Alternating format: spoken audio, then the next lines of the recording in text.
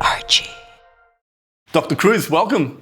Thank you. Thank you for making your way over here. It's a pleasure to have you here for the chat in Prague. Second time in Prague. Correct. What do you make of the city? I like it. I mean, last year I came away, I'm not a big fan of Europe, not a big fan of anything tied to the Commonwealth, but I was actually very pleasantly surprised to talk to former communist bloc people, and it makes total sense why Prague has a Bitcoin conference here. Why? They've already learned what centralization can do. But I didn't appreciate that last year. But when I was here, talking to the people I talked to, I thought it was a very refreshing, sign. And I actually thought last year that Bitcoin was dead in Europe. And after the conference, I came away with a totally different, mindset. And then Matthias asked me to come back, this year and speak again on something a little bit different. And I'm doing 2 other panels, so I'm doing more than I did last year. So I guess I did something right last year. What gave you the impression that Bitcoin was dying in Europe? Well, just take a look at the politics. You're from Australia. You're part of the Commonwealth too. I think it's worse this year than it was last year. Why? Because Labour's taken over in the UK. They're now putting people in jail for tweets. If you're outside a church and, you're reading and you happen to be the wrong religion, you go to jail. If you're the other religion that's in favor, you don't go to jail. So to me, that's, ultimately centralization. It's not only centralization, but it's also social engineering. If you think about it, it's like a step away from what the Chinese are doing. So we're supposed to be these democracies. Remember, my country, your country come from, the UK. And it's shocking to see what's happened. But I think the path in the United States and the path in Europe are different, especially out of COVID. Like Europe seems to have doubled and tripled down. The United States has not. In fact, the misfits in the United States are pretty loud about, their concerns. Not that they're being heard as well as I'd like, but there's a disconnect in the world. And I think the axis of centralization right now is the UK, probably France, Germany, Canada, and Australia. And I think they're all on the same program, but they're just locked into different levels. In your country, you've already got the digital ID stuff passed. I would turn that question around to you. How do you feel about that? Especially as a Bitcoiner. I'm not as locked into the Australian side of politics. I don't know if you know, but I've been living in London for about 20 years. Oh. And one of the functions of that is I just lose interest in domestic politics in Australia. But to give you a bit of a background, before I left Melbourne for London,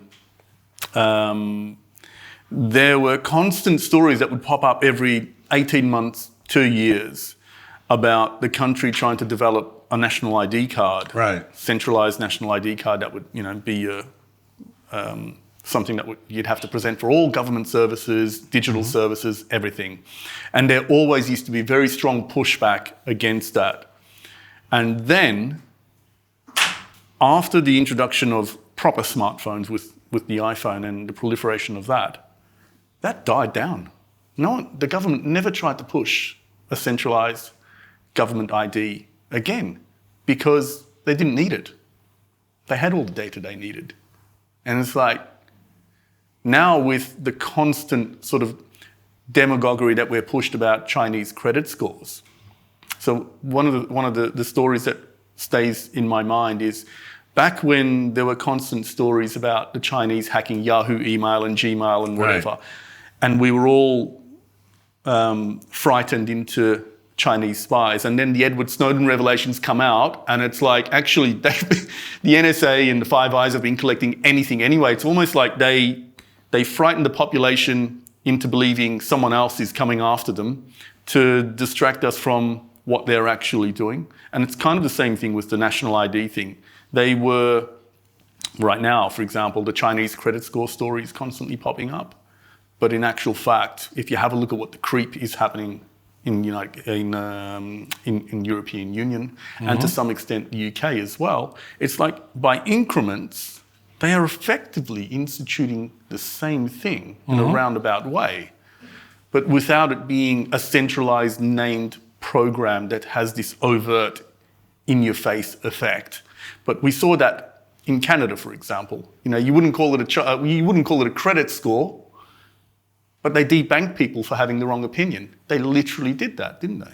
Looking for a secure, trusted way to buy, sell, and hold Bitcoin? Gemini has been leading the way since 2014. Founded by the Winklevoss twins to be a security-first, fully regulated Bitcoin platform. With Gemini, your Bitcoin is protected with enterprise-grade security, backed by insurance and Type 2 certifications for SOC 1 and SOC 2. Whether you're new to Bitcoin or a long-time hodler, Gemini gives you the tools to stack sats and build generational wealth your way. From simple one-tap buys to advanced charts and trading features, it's all here. Buy, sell, and hold securely. That's Gemini. Gemini. Bitcoin with confidence. Need cash without selling your Bitcoin? With DeBiFi, you borrow against your Bitcoin, non-custodial, multi-sig escrow, and you keep your keys. No banks, no selling. Just institutional grade liquidity with terms up to 2 years and APRs as low as 9%. All transactions are signed using private keys on your own device. Using a 3 of 4 multi-sig setup, 3 out of 4 keys must approve every transaction, giving you control, transparency, and peace of mind. Whether you're a hodler, miner, small business, or treasury team, DeBiFi gives you the cash you need now without giving up your Bitcoin upside or triggering a taxable event.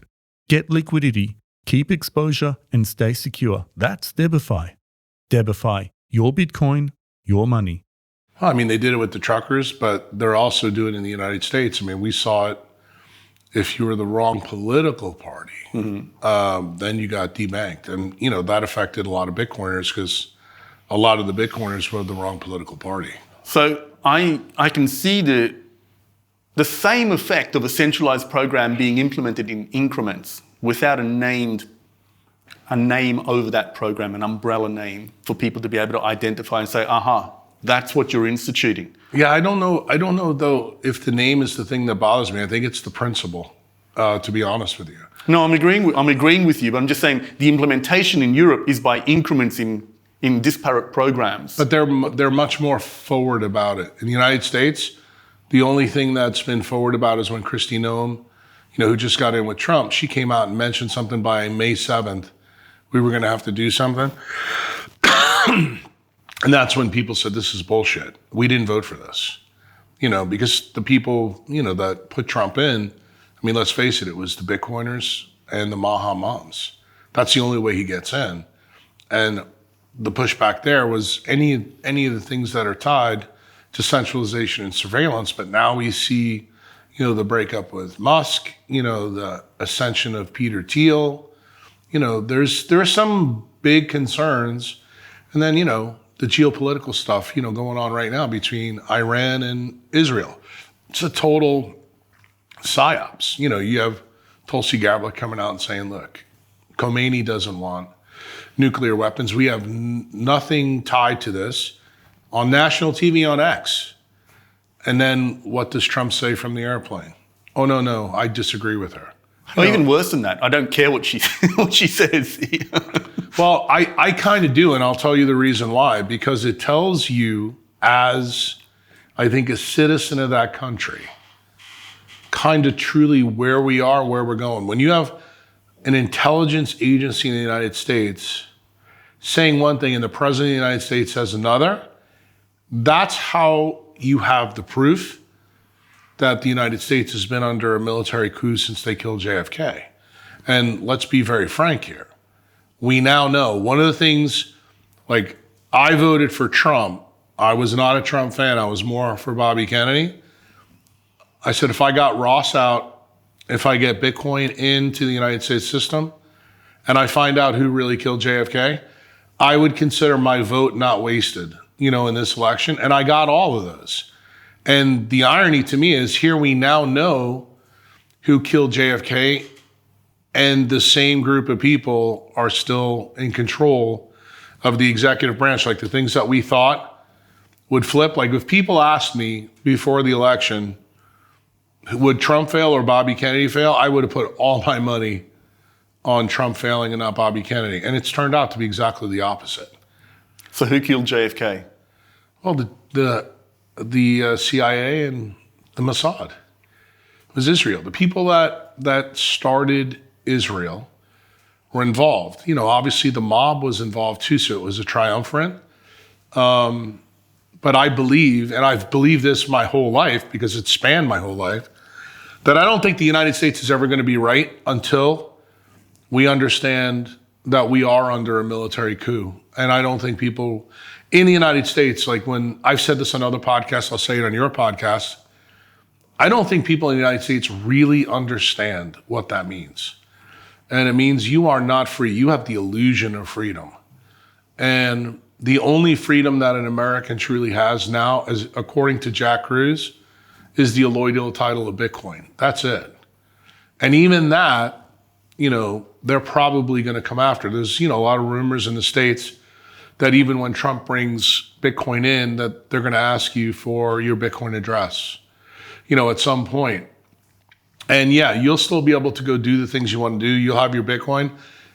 But the surveillance state, all the things we learned with Snowden and WikiLeaks, like it's real. And it's not just the United States, it's all the countries are linked to this. And I think the illusion that we all have now is the plantation where the slaves are a little bit more defined, I think, like where you live, than when I live. And I've been hedging my bets. I've been in El Salvador for 4 years. Do I have any illusions that that's not another plantation? No, I don't. But do I believe that I'm better off there because it went from the most unsafe place in the world to the most safe place in the world? Why? Because the CIA and FBI no longer have their guns pointed at the people in Central America. They have them pointed at the taxpayer in the United States. That's their enemy. And I don't think Americans really understand that right now. They actually thought under the umbrella of MAGA that they were okay. Let's start with, you mentioned the dual intelligence operation with some mafia involvement to assassinate JFK. What's convinced you of that fact? You have to know a little bit about my history. I actually found a couple of boxes that I wasn't supposed to find in the basement of Charity Hospital, which was some of the MK Ultra stuff that Richard Helms never got rid of. And where I did my residency happened to be where the only trial for JFK occurred, which was in New Orleans.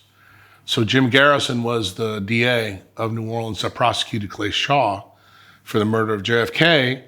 And Virginia Garrison was my ER nurse when I was a resident at Charity Hospital. So I have firsthand account of what goes on. And, you know, my nurse is sitting here. She can tell you about the time she ran into Oliver Stone in the basement of Charity Hospital. Why? Because they were filming JFK my first year of residency. So this all went on, you know, around me. So I was how shall we say, embraced in the story. I came from New York City, so I'm not a native New Orleanian. So I didn't know a lot of the details about New Orleans. And, you know, the guy that, you know, people all over the world were told killed JFK, which was Oswald, I came to find out that he was really good friends with Carlos Marsala's family. He grew up in New Orleans. I didn't know any of that. Why? Because that was whitewashed from Americans. And the most interesting part of the whole story was the place that I was going to go do my residency in 2 years at a time, called Oshner Medical Foundation. Turned out the guy whose name is on the building was involved. He first was an FBI, how shall we say, appointee by a guy named Roger Bannister. And then eventually when it ramped up with all the things with the polio vaccine, then he became a CIA asset. And what was his claim to fame? Outside the hospital, we had all the Central American dictator flags. He would take care of their families This went on from the 1950s all the way through when I was doing my residency in the 80s. And, you know, it was no hidden secret. But when I was at Charity Hospital and sat down with Virginia Garrison, she's the one that told me, do you know who you're getting ready to get in bed with? And my answer was no. And she filled me in. She told me a lot of the backstory about her dad, that her dad really wanted to put Ochsner on trial with Clay Shaw, but he felt that Clay Shaw was his best chance to get a conviction. If they put Ochsner on trial, it would be like, you know, you putting a doctor on trial in London who was the most famous doctor in all of England, because this guy was the most famous guy in New Orleans at the time. And he didn't think that he could find a jury of 12, you know, to convict a guy like that, you know, because he was like the head of Mardi Gras a couple of times. So he was a really popular guy. And it would have been very, very hard to convince a group of 12 people from New Orleans that a guy like this could be really a traitor, you know, and be involved in the assassination with the president. And it turned out his involvement was way bigger than just JFK. That's the most interesting part of the story, that where he really becomes a CIA asset is because of what happens with the polio vaccines. You know, he famously brought his grandson and grandchild into what we call the medical dome, where all the medical staff is around. And this is a time that nobody really wanted to give their kids polio vaccines. So he brought his two grandchildren and injected them, and the grandson died in 5 days. And the granddaughter got polio in one of her legs. And that event from that day kicked off something that's the biggest medical era in the 20th century, called the Cutter event. Most doctors in the world don't even know about what I just told you. Why? Because prior to AI, this was whitewashed from the history. In the FDA, if you look at those 10 years back on the website, you won't even see the directors' names that were involved, who was the people that were in charge of covering that up. The vice president of the United States at that time was Richard M. Nixon. It was under his direction that all this was whitewashed. But when they found out that the polio viruses not only were live and they could kill you, they found out something even more dangerous, that they were co-infected with SV40, which is a simian virus. And when this guy let it out, Ochsner let it out, 350 million to probably 600 million people got a monkey virus that is oncogenic, meaning causes cancer. He was then brought into the CIA to figure out a solution for that problem. And it turned out the solution for the problem turned out to be worse for you and me than you can ever imagine. Why? Because what did they use? They used something called a LINAC, which is a linear accelerator where you can use the high end of the electromagnetic spectrum. So it's radiation. And it turned out, they found out when you radiate SV40, it gets stronger, it causes more cancer, more lethal cancer. So that's when the guys in the military who were involved in this said, we could use this as a weapon, a bioweapon. And hence, that's where the bioweapons program in the United States was born, from that event. And Ochsner was the guy that was the original Tony Fauci. How do you tie that back to the JFK assassination? When I said, what convinced you of that fact? Well, I mean, Lee Harvey Oswald was on Ochsner's radio station in New Orleans. And he was setting up his own Psyops with the CIA. If you remember our history a little bit, he went to Russia to come back. He got back in the United States very easily. Why was that done? So that they could fool Castro into delivering a cigar that had SV40 in it to kill him. Ochsner was an anti-communist. So of course you could see why they put Oswald in this radio program, because they were trying to create the illusion. And these things, Jim Garrison never was able to get any data. Why? Because the FBI and CIA scrubbed all the information that they had done this radio program together. Even the flyers that eyewitnesses saw Oswald handing out the day that he was on the radio with Osher, no one could find anything. So the link, when you link Osher to Oswald directly, this wasn't an indirect link, this is direct. You know immediately that these two guys were assets trying to set up Oswald to be the killer for Castro. So the decision for the triumvirate, which was really the FBI, CIA, and the Israeli intelligence agency along with the Brits, was it was going to be JFK or Castro. If they could take Castro out, obviously the people that were the criminals, they really wanted to get rid of Castro because they wanted Cuba back because of the casinos. The people in the Mossad wanted JFK dead because they wanted the bomb. And their whole idea was when they went to JFK when he was a young president, they said, look, your government sent Alan Dulles to Europe to get all our Jewish scientists. And we gave you the bomb. So now we want the bomb.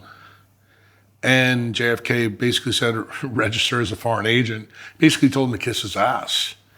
And, David Ben-Gurion wasn't used to getting, how shall we say, cock-blocked by people in the American government. Because prior to that, this as a guy now who's Australia to Britain, British Zionism is basically just British imperialism in drag. And who led that? The Balfour Declaration is the Rothschilds. And that's with King George. So this is the stamp of approval. And then when you take this story as far back as you want to go from a historical perspective, I think where it gets interesting, especially for young Bitcoiners, because I don't think they know this history that well, you need to understand Dulles and his brother were both at the Treaty of Versailles. So you want to know where money really goes bad? With Keynes, there. And then you have the Balfour Declaration, and Alan Dulles is involved with the horrible reparations. Why? Because he's a Fabian. He's loyal to the crown. And he becomes, future director of the CIA. Who's his right-hand man? Richard Helms. Helms is the guy that sets up MK Ultra. Those are the boxes that I found in Charity Hospital. So there was some enmity between JFK and Dulles. Huge. JFK fired him. After the Bay of Pigs, when Dulles, had said a lot of things, like Dulles' brother, who was probably bigger, John Foster Douglas, he dies in 1959, right at the Cuban Revolution. But Alan Dulles, he was very prominent from World War I all the way through World War II. He eventually gets installed as one of General Grove's right-hand men in the CIA. That's after George Kennan. And he basically is running the game for the industrial military complex. So to take you a little bit back, Archie, because I really don't know how much you know that one of the most famous things that happens in the United States, 1960, Eisenhower's farewell speech, he says, beware of the industrial military complex. That caught everybody really by surprise in the United States. To see a five-star general who's president twice in the United States say, our own guys are a big problem. Your generation thinks Snowden's a big deal. I remember when I was growing up, that was a big deal, a really big deal. Why? Because it carried more weight because it was a president who said it, but really nobody understood it, proper at that time. And then literally 3 years later, you have a president die of acute lead toxicity, pretty much by the own hand of the people in the government. But it's the rogue part of the government, which is the DOD, the Pentagon, Joint Chiefs of Staff, and this weird alliance with the mafia, both Italian and Jewish, and then the people that were Brit Zionists that became Zionists in Israel, that forms Israel in 1948. And that's why this story has been so hard for people to really understand. But it's really important, I think, for Bitcoiners, because you have to understand the geopolitics of today and where we're headed today. You have to understand how things fall apart. It's kind of like the Tool song. If you really want to understand how things fall apart, you got to see how they come together.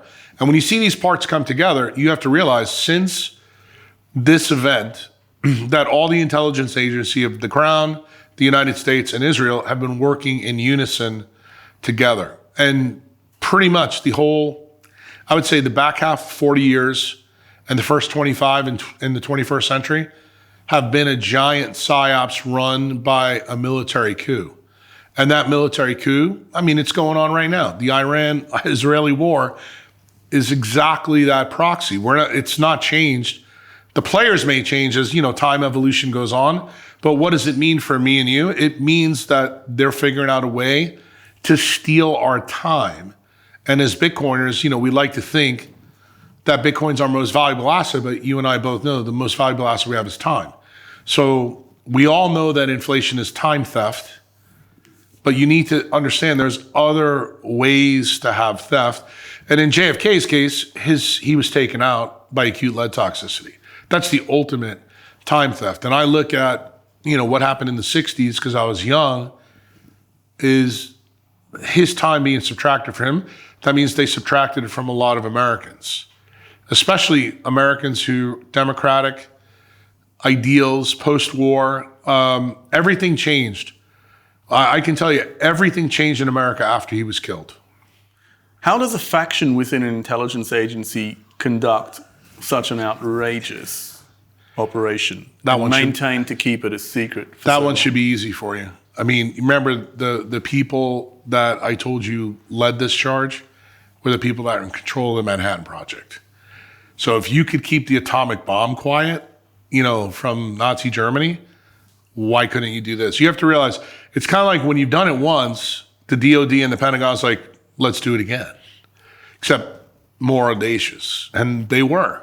And, I look at my whole life, that's what they've been doing. I mean, they did it in Afghanistan.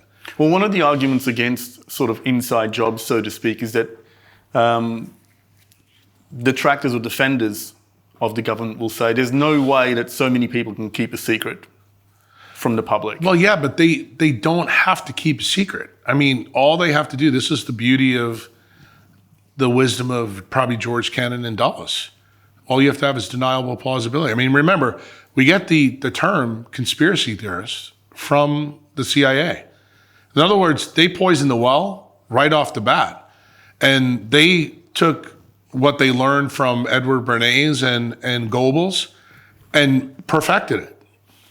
I mean, their propaganda, and then you have to realize, I mean, look, you're a young guy. You live in a world now where you see what goes on Twitter. People believe, 20-second tweets. Well, it was really easy back in those days because we found out through Project Mockingbird that 400 assets of the CIA were in the media back then. All the people you and your parents grew up with were all assets. And when you find that out in 77 from the Church Commission, the reason I'm saying this to you now, I want you to understand just how bad it is today. Today, it's guaranteed everybody is in. Everybody knows it. But you have to see how it first got put together. And this is how it got put together. And I would say through the fruits, I mean, what's sandwiched in there to show you how good they were after? They also ran a PSYOP war in Vietnam. I mean, think about that. They got away with that too. And then one of the guys that was working with them that decides he's had enough, Nixon, they do a PSYOPs with him. The CIA gets rid of him. Gordon Liddy is tied to all that. Like, these guys are all pieces and parts in the JFK event. Like, when I tell you all the strings go back to November 22, 63, I'm not kidding you. Like, all the criminal element inside of Washington, D.C. today. The day they shot JFK is the day they got control of the executive branch. Every day after, like the Warren Commission in my vernacular, that's when they got control of Congress. Why? Because they put congressmen and people on the Supreme Court on the Warren Commission, and they basically ran the shell game for the military coup. So they're all involved. Like you said earlier, Jack, I've got no illusions about, the surveillance state and this and that. But you have to realize the bankers were behind that original state. The bankers now are in a different battle. Now they're fighting the technocrats. The technocrats believe that they have a better control mechanism than the bankers had. When you say the bankers, who are we talking about? Rockefeller and Rothschilds. Why? Because you have to remember, they come to forces. in a different way. We all know, you know probably better than I do, the story of the Rothschilds. It goes back to the Napoleonic Wars and the bonds for the king and all that jazz. That's, 1812. So they ran the game for the monarchy then and also the monarchy, in Europe. But what happens in the United States? 1840s, 1850s, we got Rockefeller. He basically has a monopoly on kerosene. Then that kerosene flips into oil, and then we get our big come to Jesus moment in the United States, turn of the century. McKinley gets killed by a Serbian refugee, and back in those days, where did you put your political enemies? Vice president. Turned out that was really bad for Carnegie, Rockefeller, and JP Morgan. Why? Because Teddy Roosevelt was the vice president. What does he immediately do? He breaks up all the trusts. So what's the collateral damage for me and you from that event? Rockefeller still keeps the oil business. He's still the most wealthy guy in the world. That's how he ascends to the the Rothschilds level. But he's doing it in the former colony that, the king lost. And it gets really interesting because when they break it up, he decides to take all his chemicals and turn them into Big Pharma. So now we got Big Pharma and oil. So you can understand these are the companies right now in the United States, everywhere in the world, that have the biggest Cantillon effect. I mean, obviously, we just saw it through COVID. We're talking about the bioweapons program. Remember, the bioweapons program, who's the front man? It's Big Pharma. But who's the real drug cartel? DOD and Pentagon. That's who distributed the jabs. So you can see this unholy alliance begins 1900. This is 63 years before they kill Kennedy. But the successes that they've had over time have built up this audacity that it doesn't fucking matter what people think or do. We're that powerful. We're seeing it right now with Bill Gates. Let's put self-amplifying, messenger RNA in cows and we don't care what people think. Or Bobby Kennedy, yeah, I'm gonna write a book about Fauci and I'm gonna go in and let 25,000 kids get popped a day with a bioweapon. And all of a sudden, everything he wrote doesn't matter. Like, that's the audacity. And then the people in the United States, they sit back and they're like, oh, well, they're playing 4D chess. Let's give them more time.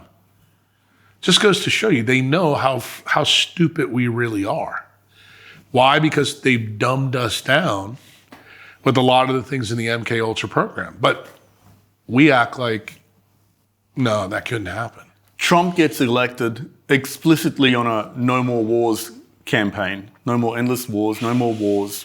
And really, I don't think it was just that, though. I think it was also anti-corruption. No, I agree with that. There are many other things that he was a proponent for, but explicitly that was a key policy plank of his election campaign, right?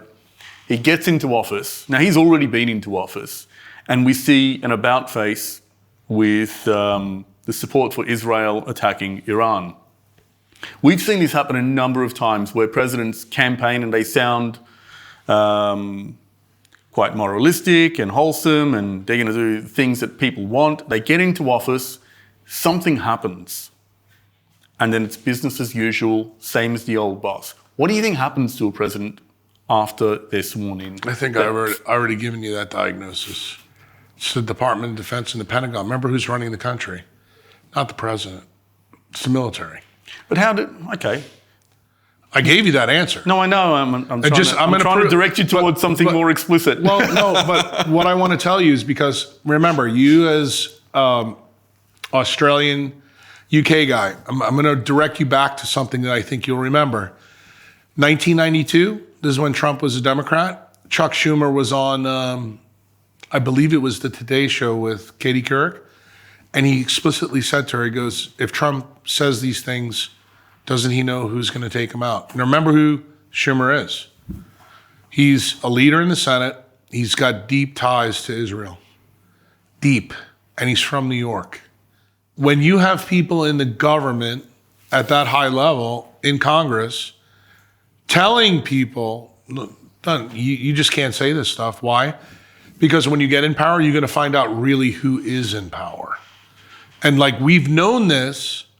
Remember, that goes all the way back to JFK Jr. getting taken out because him and Trump were best friends. And then who steps in? Hillary. Hang on. JFK Jr.? Yeah. Best friends with Trump. This is the reason why we got the answer about the CIA and the Mossad. Because he promised JFK Jr., when they were both Democrats, that if he ever became president, that he would release the files on his dad. And he did. He held up his end of the bargain. But here's my problem with the whole story. I thought people in the United States would be a little bit more chapped ass about finding this out. I mean, I don't know how much you know, Archie, but I did a podcast December 2nd, 2024 with a guy named Danny Jones. And on that podcast, he didn't want me to go where you and I have already went because of his sponsors and, the whole Jewish thing. And he goes, no, I don't really think. And I said to him on his podcast, just like I'm saying to you now, I said, I'm telling you, once Trump gets in and those files get released, you're going to find out it was the CIA with the mafia in Israel. And he argued with me about the Israel angle. He goes, I just don't think there's any way in there. I said, how much do you know about the Apollo affair? How much do you know about the Mona? Do you know what Ben Gurion and JFK really said? But Trump knew all this stuff. You have to remember, where Trump gets into New York City to become who he became, like when I was a kid, was because of the Zionists. These are the American Zionists, okay, that were very friendly with the British Zionists. And then eventually all the people that were in Israel. They allowed him to penetrate a market that he normally would not penetrate. Why? Because he was a useful idiot for them. But JFK Jr. was one of Trump's best friends during this time. Like they were always going out in New York City. Remember where I'm from, New York City. So I know this history, and Trump's first big, how shall you say, provable case was in Waldenberg Park, which is an ice skating rink in Central Park that was cost overrun. It was horrible. They gave it to Trump, and what happens? Trump does it under budget, comes back, and the city is happy. Trump becomes a hero after that. Then Trump does Trump Tower. He does all the different things that you know him for. But you have to know that history. People in the United States today forget 35 years ago Trump was a Democrat. That he was JFK Jr.'s best friend. 10 years ago, he was a Democrat. Right. But I'm talking about he was really, when the 88 election came around, he was on Oprah Winfrey's show and she was like, aren't you going to run? Like, we're talking about people that hate his guts now. They were all in his corner. So when you think about switching sides, understand how this happens. Who's the puppeteer? Puppeteer behind this whole thing. You know what the Rothschilds were told, if you control the money, you control the world in the United States. So if you control the military, you control all the elections. That's the reason why. It almost doesn't matter who's the president because they control who is going to be the head of the Senate, the head of the House. They have all the key positions they need. I mean, you saw what just happened with Mike Johnson, where he basically told Elon, yeah, we're glad you found all that stuff, but fuck it, we're not doing any of it. It's not the time to stop spending. And here, me and you are Bitcoiners, we're going, are you fucking kidding me? We're $37 trillion in debt, and it's not the time to stop spending. And you saw Elon, blew a gasket. So I guess what I'm saying to you, and I want to remind you during this interview who I am. I'm a brain surgeon. I'm a really good diagnostician, and I know history inside and out. And if you really want to put this under a microscope, you have to diagnose the problem. That means you have to know the root cause. Once you understand the root cause, then you make the decision of how you're going to live the rest of your life. Because I told you, time's the most valuable asset. Why am I in Prague? Talk about time hacks. I'm a big believer that even with this shit show that we got running around all these countries, Bitcoiners have a big advantage. Where you are in the UK, where these guys that are behind the screens here in different countries, technically we're all freedom maximalists. We're going to be able to trade with each other down the road. The one thing that these guys can't run away from They have pissed in the cornflakes so bad in the 20th century, they've ruined money that they have to do something. And they don't really have a good out card. They might for where you live. You may get the CBDC and all that. But this whole thing with Bitcoin, this is an interesting issue. Why? Because much like the monarchies were, Bitcoin is a loyal title as well. You know, it's really a property that it's really difficult for them to deal with, even with the surveillance state. Now, if we give them the power over our wallets, kind of like Michael Saylor is out there trying to tell people right now, it actually started at this conference last year. I actually told Chantal when I came back from a meeting, I'm like, I don't think this is going to head the way a lot of people who are maxis think, because everybody was a champion behind him. I said, Michael owns a corporation that's becoming a bank. He's doing Bitcoin. He's on our team, but I don't think he's going to be on our team as a maximalist individual, because as far as I'm concerned, property rights, self-custody is absolutely mandatory. And do I believe that Bitcoin should be a currency? I do. I don't believe it should be the way Michael sees it. Now, do I understand why Michael sees it the way he does? Yes. Because he's the CEO. He owns 500,000 Bitcoin. So he's playing a different game than we're playing. Not only that, he's closer to the idiots that are really running this country. So he's got to be way more careful, and he's got to fight a different battle than we fight. But I think you and I, we need to be able to do podcasts like this and talk about this out in the open. Why? Doesn't mean that I think Michael Saylor's an asshole or he's a bad guy. It just means that he's not in total alignment what we see the future for Bitcoin. And remember how Bitcoin works. You know, it's us. We decide really how things are going to go. Just because he owns 500,000 Bitcoin, he's got no more juice than you or I have. And the thing is, I think it's important to do podcasts like this so that people, if they're not thinking about this, that they can begin to sit around the dinner table and listen to this conversation and go, you know, I've actually not thought about this angle. And just like even in the fiat system, you know, I mean, Rockefeller banks, they don't have the same alignment as the guy that works at UPS or FedEx. So why would we think the same thing in Bitcoin? And I think when you understand it from that level, then you say, okay, I'm going to decide to play a different game in the future with my Bitcoin, how it goes. You know, and I've talked to Marty Bent about this, and I really believe that what's going to happen in the future, you're going to be in the UK, Marty's going to be in Austin, I'm going to be in El Salvador, and we're going to be countries without borders, but we're all going to be linked together. What's going to link us together? That we're freedom maximalists and that we have fuck you money. And we don't need to play the games that a lot of the normies are going to get hit with this tsunami wave that's coming. They think we're crazy, but we're okay. You know, when the Ark was being built, the ground was dry. I would say in the UK, the water's up to your knees now. In the United States, it's probably up to your ankles. But you know, the funny thing is the normies are looking around right now going, this is interesting. I'd really like to get on that boat, but now I don't believe I can because it's 107, 110,000, which you and I know is a bunch of bullshit. I mean, when you're talking about an asset that could be, you know, millions to trillions of dollars per coin, I mean, even owning sats makes total sense here when you understand, you know, what's going on.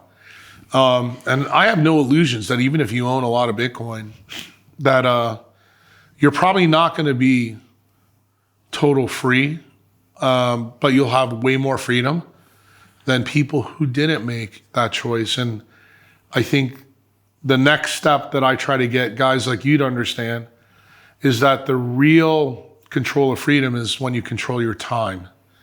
And when you're able to do the things you want to do, like, hey, Jack, come over to my hotel, let's have a chat. I worry, Archie, that next couple of years, we may not be able to do this. If you want to know the truth, I'll share this with you. I haven't talked publicly about it, but my attorney in the United States didn't want me to fly into continental Europe for this meeting. He thought that because of my tweets, that I would have a problem everywhere in Europe because of the things that are going on. So I had to fly to Turkey. And I told you that before we sat down, and it turned out that was a good era because found out Turkish Airlines is rocking. You enjoyed it? Oh my God, this is the best flight I've ever taken. Tell me why. Service, like you're young. How old are you? I'm in my 40s, but I don't want to say. I was just going to say. I'll tell you off air. Yeah, but I would just tell you that when I grew up, traveling first class on an airline was, something special. It's become very mundane, everywhere in the world. Turkish Airlines, spectacular. I mean, it was like a throwback to like the 1980s, going first class. The service was great. The food was great. Comfortable. That even the way they set up their business in first class was so different than the other airlines. Wasn't as cramped. And I thought to myself, these people they're getting it right. And then when I get to Turkey, that same effect is within the culture. Hospitality is a big Totally. Big value. Yeah. And I just said to myself, I don't know if a lot of people, at least in America, understand that still exists somewhere else, especially in a place like Turkey, because, Turkey's a secular country. It's mostly Muslim, but these days with, the ideas in the United States, I don't know if I'm going to fly on Turkish Airlines. I will tell you, I did it out of necessity, but what did I find? It was spectacular. I think there are a lot of misconceptions in Western nations about countries like Turkey and Iran, for example. And one of the things, it's very distressing seeing images of war. But on the flip side, there are people starting to share images of daily life in Tehran, for example, of which I'm quite ignorant, right? Yeah. But it's just the most magnificently beautiful city. Yeah. That we never see. We never see it projected in that way in Western media. You didn't, but I did. I'm older. I remember the pictures when the Shah was running the show, and to see what Tehran was back then, before the hostages. But you have to realize that's the cradle of humanity. The Euphrates River, that river basin. Why wouldn't it be spectacular? But, the problem is most people that are probably 40 years old or below don't learn any of the history of, Mesopotamia and this area. So they don't really understand, how much history is there. And, from my perspective, I think I look at Iranians different. I think that the fundamentalists have been pushed on them by my country. And I'm guaranteed there's a lot of people in Iran that probably would like to see the Ayatollah gone. They're incredible people, incredibly cultured, well-read, highly intelligent. All you have to do is go to Los Angeles and talk to the Persian people who are from Iran. Yeah. They'll tell you their family, their moms and dads, my age, they were the exiles that came, in the 80s. So it's not like Americans can't understand this. If you go talk to them, it's just like the same thing with Cubans in Miami. Go talk to the Cubans before Castro and why they're so powerful about what they want change. This is the beautiful part of, I think, Bitcoin. We're freedom maximalists. These people are maximalists too for freedom, but they're political exiles. Their country was taken away from them by the same group of people who are trying to take our money from us. This is the industrial military complex. It's the same people. Think about Mossadegh in the 50s. Who took him out? The US military to put the Shah in. Now the Shah was good for the people, but he was really good for the military. We should tell people that, it's a brief history of Iran. There was a democratically elected government in Iran. President. Yeah. And he got taken out. He was overthrown by a CIA-led coup. Correct. Installed the Shah, who was essentially just the king of in Iran? He was basically a puppet for the industrial military complex for the oil. And who was the guy that was probably, try to keep that oral history alive was Gaddafi. And then he was overthrown as a result. Correct. Because the people objected to having a puppet as their leader. Yeah, they didn't like the Shah. The Shah was not a good representation of the Persian people. So what do you make of so many of these Iranian exiles now holding up? Is it his son or grandson? I think it's his cousin, the guy that was on TV the other day. He's going around. But it's part of his family. And so, what do you make of many of those political exiles and the descendants of those? I think championing him to come back because they're looking at who's worse. Like, yeah, we didn't like you, but guess what? Our country was in pretty good shape.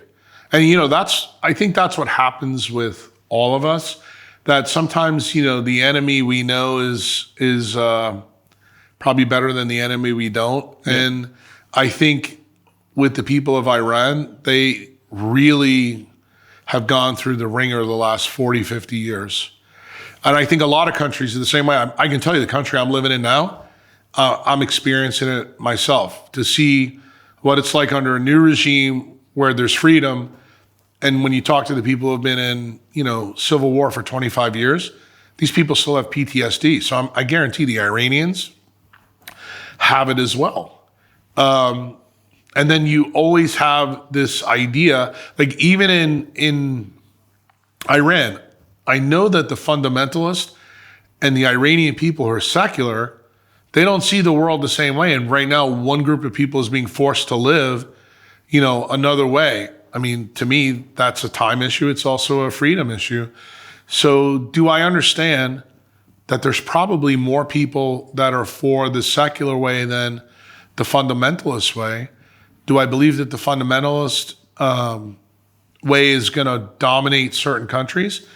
Yeah, but I mean, Iraq and Iran both were really secular countries like Turkey. And, when we talk about this, since I know you're Turkish, I mean, this is the Ottoman Empire. I mean, we're back to another monarchy. And when you think about the Ottoman Empire and the things that they represented, they were kind of an outcast within the monarchy system.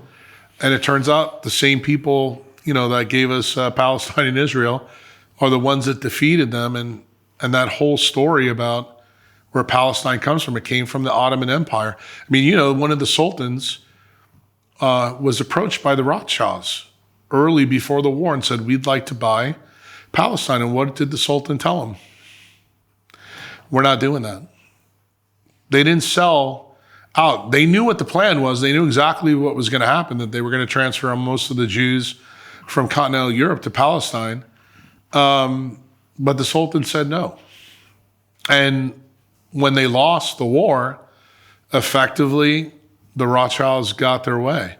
And they got help from the people that were eventually would become the industrial military complex in the Treaty of Versailles. And how did they do that? They gamed the system. They set the casino up so it would fail from a monetary standpoint.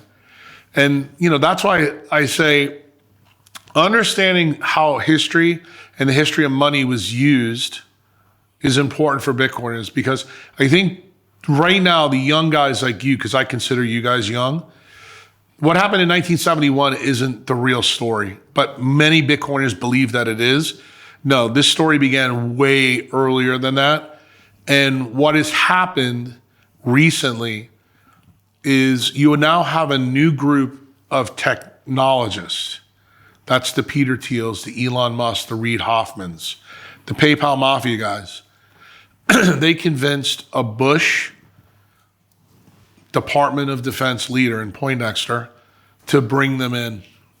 And they have used technology to supersede the control mechanism of the bankers. And you and I right now are living in a world where that's truly the fight that's going below the surface that no one understands. And whoever wins control there ultimately will probably write the history of the world for the next 100, 150 years. How good of the control mechanism are going to be there. And do they already have, I would say, help from other governments? Yeah, I think China's one of those people. Do I believe Russia is part of this? No, believe it or not. This is what makes me a little bit of a unicorn, because I have a reverence for Russia, not from their history with Stalin. They have always been on the right side of the issue in terms of the war. They were the ones that told FDR to deal with the transfer agreement. Like, if you know the history of what happens in Tehran, what happens in eventually in Potsdam and then Yalta, this is when Stalin says, look, to FDR, you're in bed, we're both in bed with a guy who set this whole thing up. Hitler basically is a Psyops. And that information gets delivered to FDR and General Kruse, 43 and 44. 45, FDR is dead. And what does Kruse do? He flips the whole story with Truman and tells Stalin, we're not going to rebuild Russia. So that's when Russia became the enemy that the deep state needed to keep everybody believing. And this shit's still going on today. Just to set the scene, post-World War II, Germany gets rebuilt through the Marshall Plan. Correct. And Europe as well. Yep. But just know who Russia, Marshall is. You know, George Marshall is a Fabian. He's just like... He's a what, sorry? He's a Fabian. He's a Dulles brother guy. So you have to remember, that plan was also going to be tied to rebuilding Russia. And what changes everything is when FDR dies, you have to know a little bit of American history here. The guy who was the 3-term vice president is named Henry Wallace.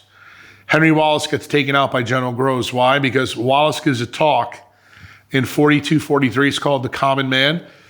This is what he sees the United States is going to be after the war. And when Kruse hears that and he's building the bomb, he goes, there's no way I'm going to turn what we're doing over to the people. War is a good business. The military should control the game. So the first coup is Kruse takes out Henry Wallace at the DNC in 44 and installs Harry Truman. Why? Because Harry Truman is a senator who's a moron and he can be controlled. And Kruse knows that FDR is going to die relatively soon. And it turns out Kruse is right. And Kruse hires Jimmy Burns, who's the most powerful politician probably in the 20th century in the United States. He's the only guy that was Secretary of State, a senator, and House of Representatives. To this day, there's not been one guy that's held all 3 seats. But he is basically the crutch that Kruse sends to Potsdam to meet with Stalin and Churchill. And he basically tells Truman to tell Stalin, everything you were promised under FDR flips. And that's when Stalin doesn't even realize he's going to have a seat at the table for the UN, because where does the idea for the UN come from? You as a European should know this, Council of Foreign Relations. Remember, that's a Woodrow Wilson thing from Treaty of Versailles. You know, the League of Nations. That's where the idea of the UN is. And why is this a big deal? Remember who starts that whole game? That's Prince Charles at the time, his friend Klaus Schwab, and then Nixon's State Department guy, Henry Kissinger, who's big in the Mossad. So the one world government thing literally starts right after Vietnam. And that's what the WHO, the UN, NATO, it's all about. It's about isolating the non-players so that, you know, we can get to this one world government. We are now in the 4th turning of that event. That's kind of what's going on in all of our lives. Doesn't matter, you know, what country you're in, how we're experiencing it, our perception is our perception, because we will see things differently. My job, I think, in all this is to put all the pieces together so you can see it for yourself and go, you know, I didn't really think about it from that perspective. And then how Bitcoin plays a role in that, or do I really want to stay where I'm at? Or do I want to go somewhere different? You know, or like we talked about earlier, is Saylor who we thought he is? is Dorsey, one of my good friends. You know, everybody thought Jack was a bad dude, you know, when he owned Twitter. I mean, Chantal will tell you, we were sat in Bitcoin Miami. He told us 8 months before he sold Twitter that he was going to sell it to Elon Musk because he had to. You may not know this, but the last Jason Bourne movie, that was the industrial military complex telling Dorsey, if you don't give us a back door, we're going to kill you. And they put that in Hollywood. Go watch the movie sometime. I've watched the first 3, and then the one where they replaced Matt Damon was a letdown, so I've stopped watching that series. Well, you as a Bitcoiner, you're going to want to watch this one because now you're going to know why the CIA got Hollywood to make this movie. Because the guy that's in there is a tech guy, little Indian guy, and he gets shot on the stage. That was the warning. You're going to play with us or not. Now, what do you need to know about Jack? He's a Bitcoiner. He's not a shitcoiner. Everybody knows that. He's not about it at all. So how can you be a communist but a freedom maximalist? Like, that's been everybody's problem with Jack. Wait, who's the communist? Dorsey, because he was a Silicon Valley guy. Right. You understand what I'm saying? In other words, is he part of the cabal or not? I gotcha. So the point is, now he's in block, right? He's Bitcoin only, and he's out of the tech industry. He's gone. He's left the game to Elon, Peter Thiel, and Reid Hoffman to deal with the industrial military complex. So the point I'm trying to make to you is this is a guy that engaged, thought that he could change the game from the inside, but he couldn't. And what is he doing? He's me and you. He's a Bitcoin maxi. And if you remember, a year ago, the reason I'm smiling, because you can tell I have a lot of affection for him. He put that little video montage out about Saylor, about he's not who you think he is. You know, and this has been the pin in the veil. And why do I think discussions like you and I are having today are important? Because I know there's going to be a lot of people that watch this and they're going to be like, dude, this sounds conspiracy theory 101. But it's not. It's reality. We're all living it. Everything I've told you today, you're easily going to be able to go fact check it. The point that I want you to see is my perspective so that you can do your due diligence around your table with your family and make the proper choices so that you don't get caught in the flypaper. Like, you don't become Bobby Kennedy where they put all these Fabians around you and now you're an amber.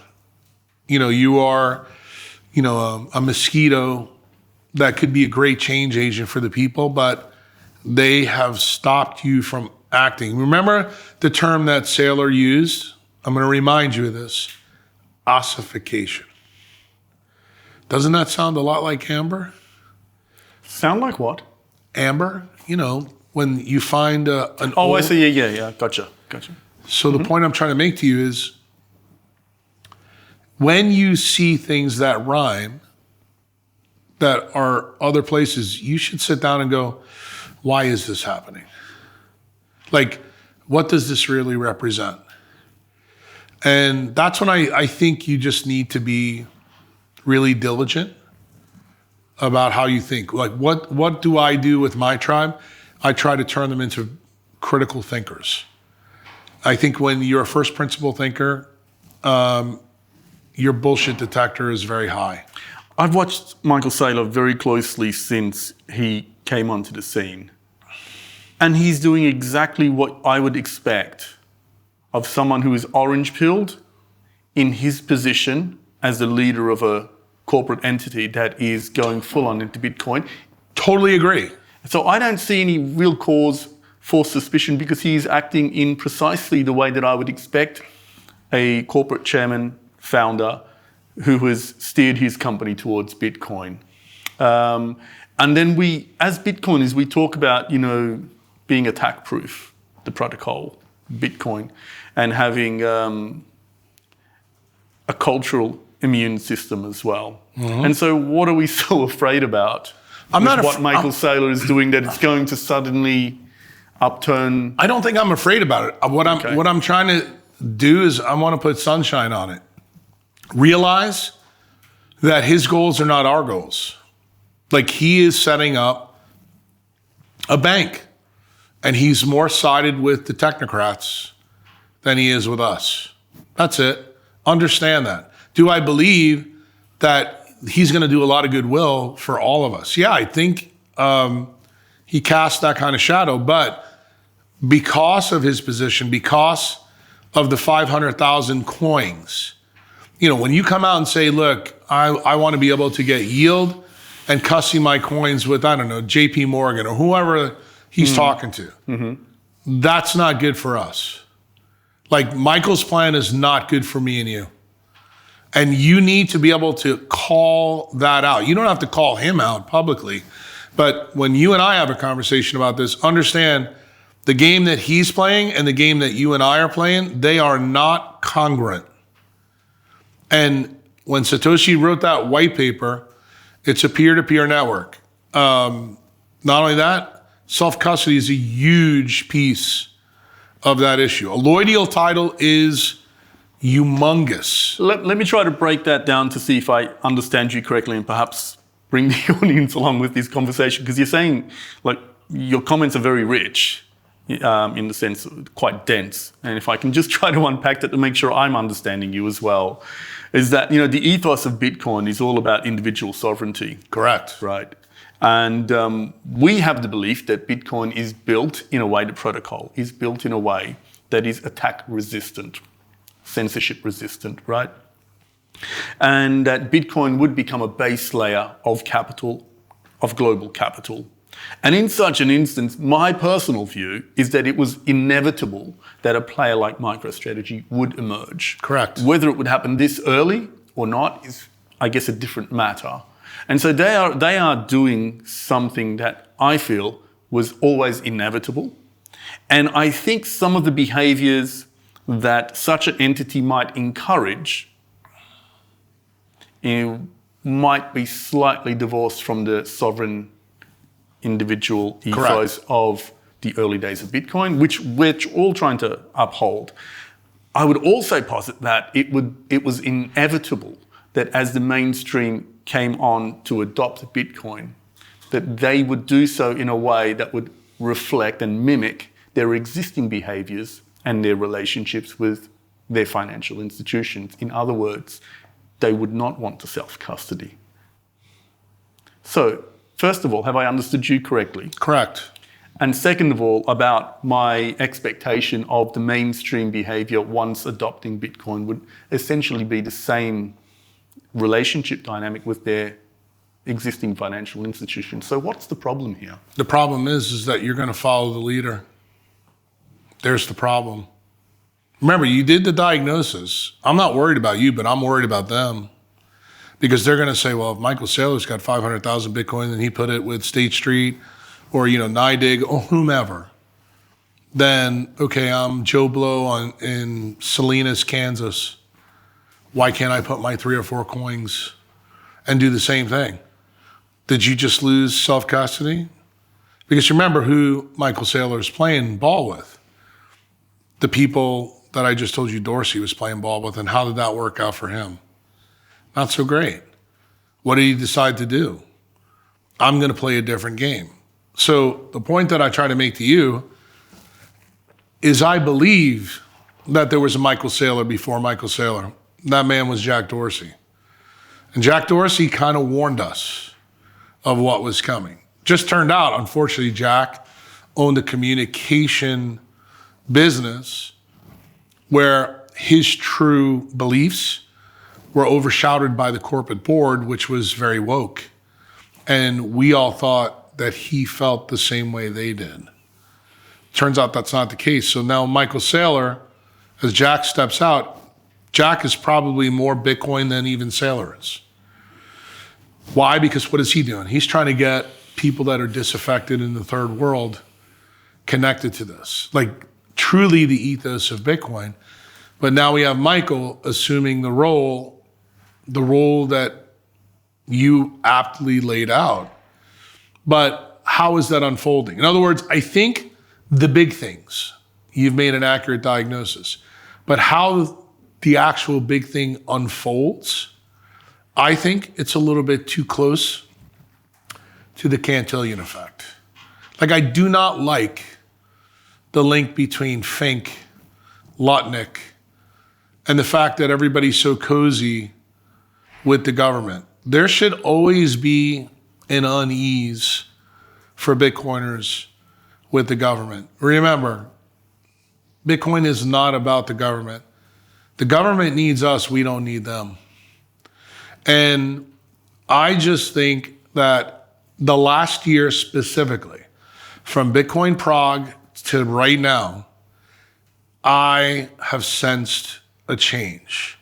And let me just tell you, when Uncle Jack senses a change, my level of trust also changes.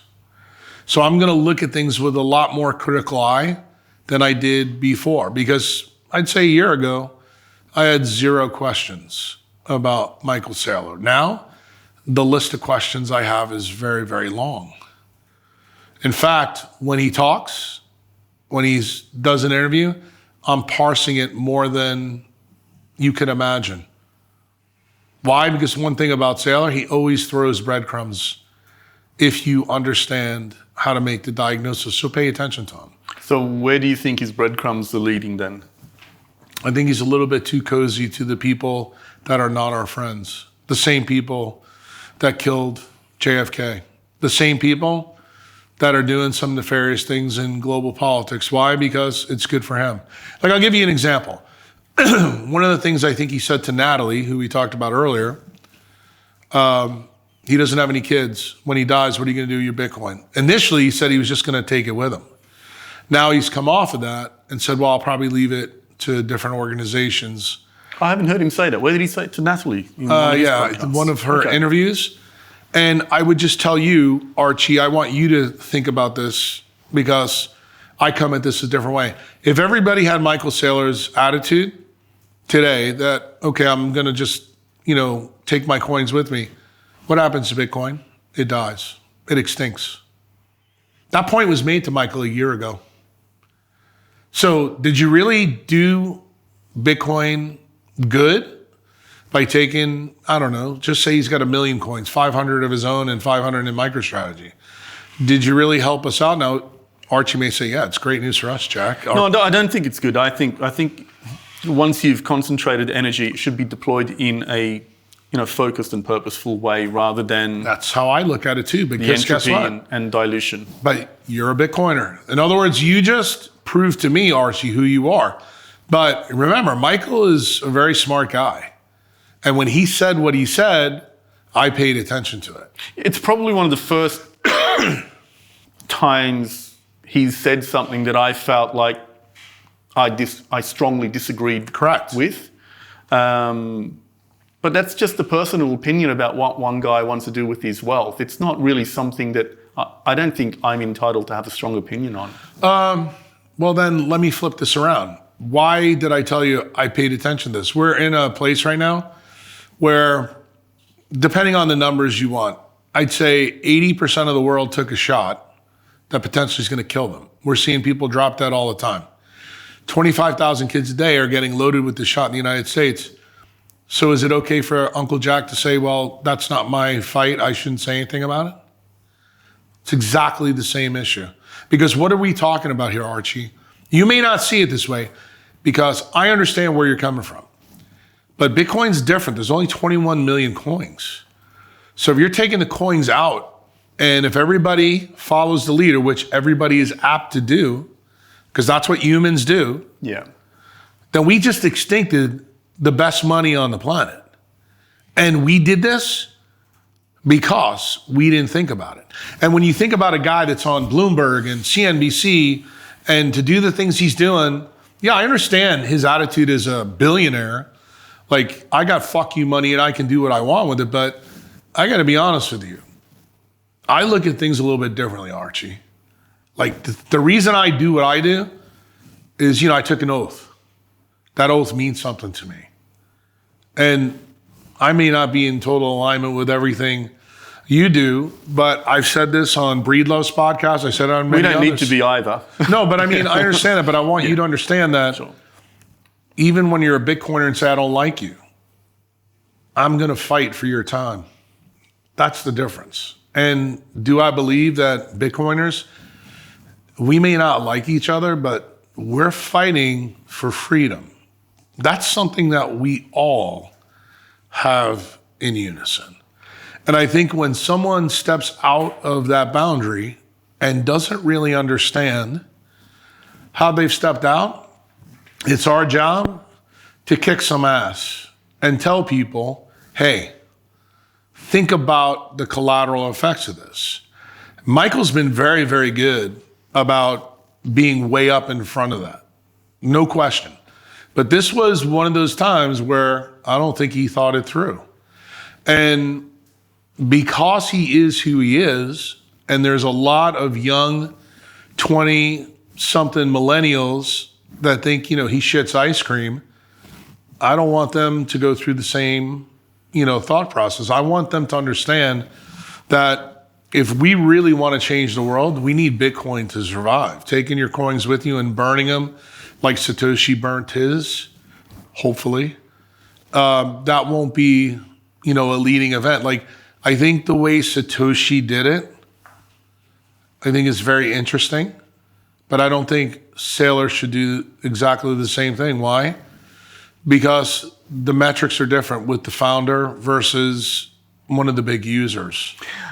He's obviously a very influential person on the Bitcoin culture, on the Bitcoin scene, in the community, if I can say. But I think that comment about, burning his Bitcoin when he passes is probably had the least impact of everything he's ever said.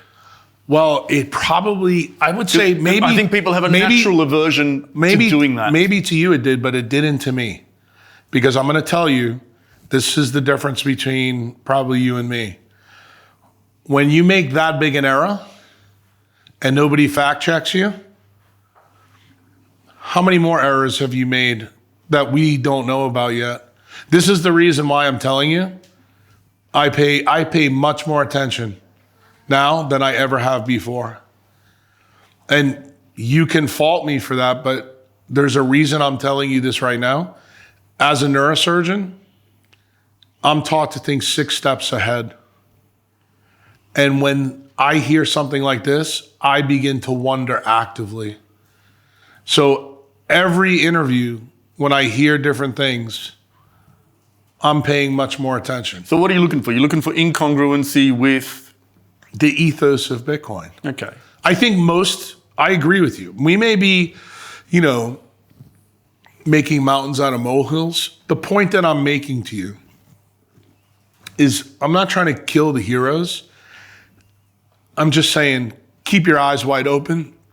We always say, verify, don't trust. That's what I'm saying right now. And I think it's really important for people to understand why I'm saying what I'm saying. I'm not trying to be a bad guy here. I'm just telling you that we're a big tribe. We're not going to like each other, but we're looking out for each other. I have this thing that I teach my patients. It's called your circle of 6. Your eyes may be good, but those other, 6 people, they're looking out for things that you can't see. Or maybe you're not attuned to seeing. And I think that's kind of what I'm trying to tell you here. Because I think you're going to see things in the UK. I'm going to see things in El Salvador. Marty's going to see things in Austin. Other people will see things in Australia. But what do? We come together because, as I told Marty, and I'm telling you, this is our country. We're speaking to our people. And the ideas that we share, they get to take from this conversation what they will. I want people to understand that we have to do this for each other.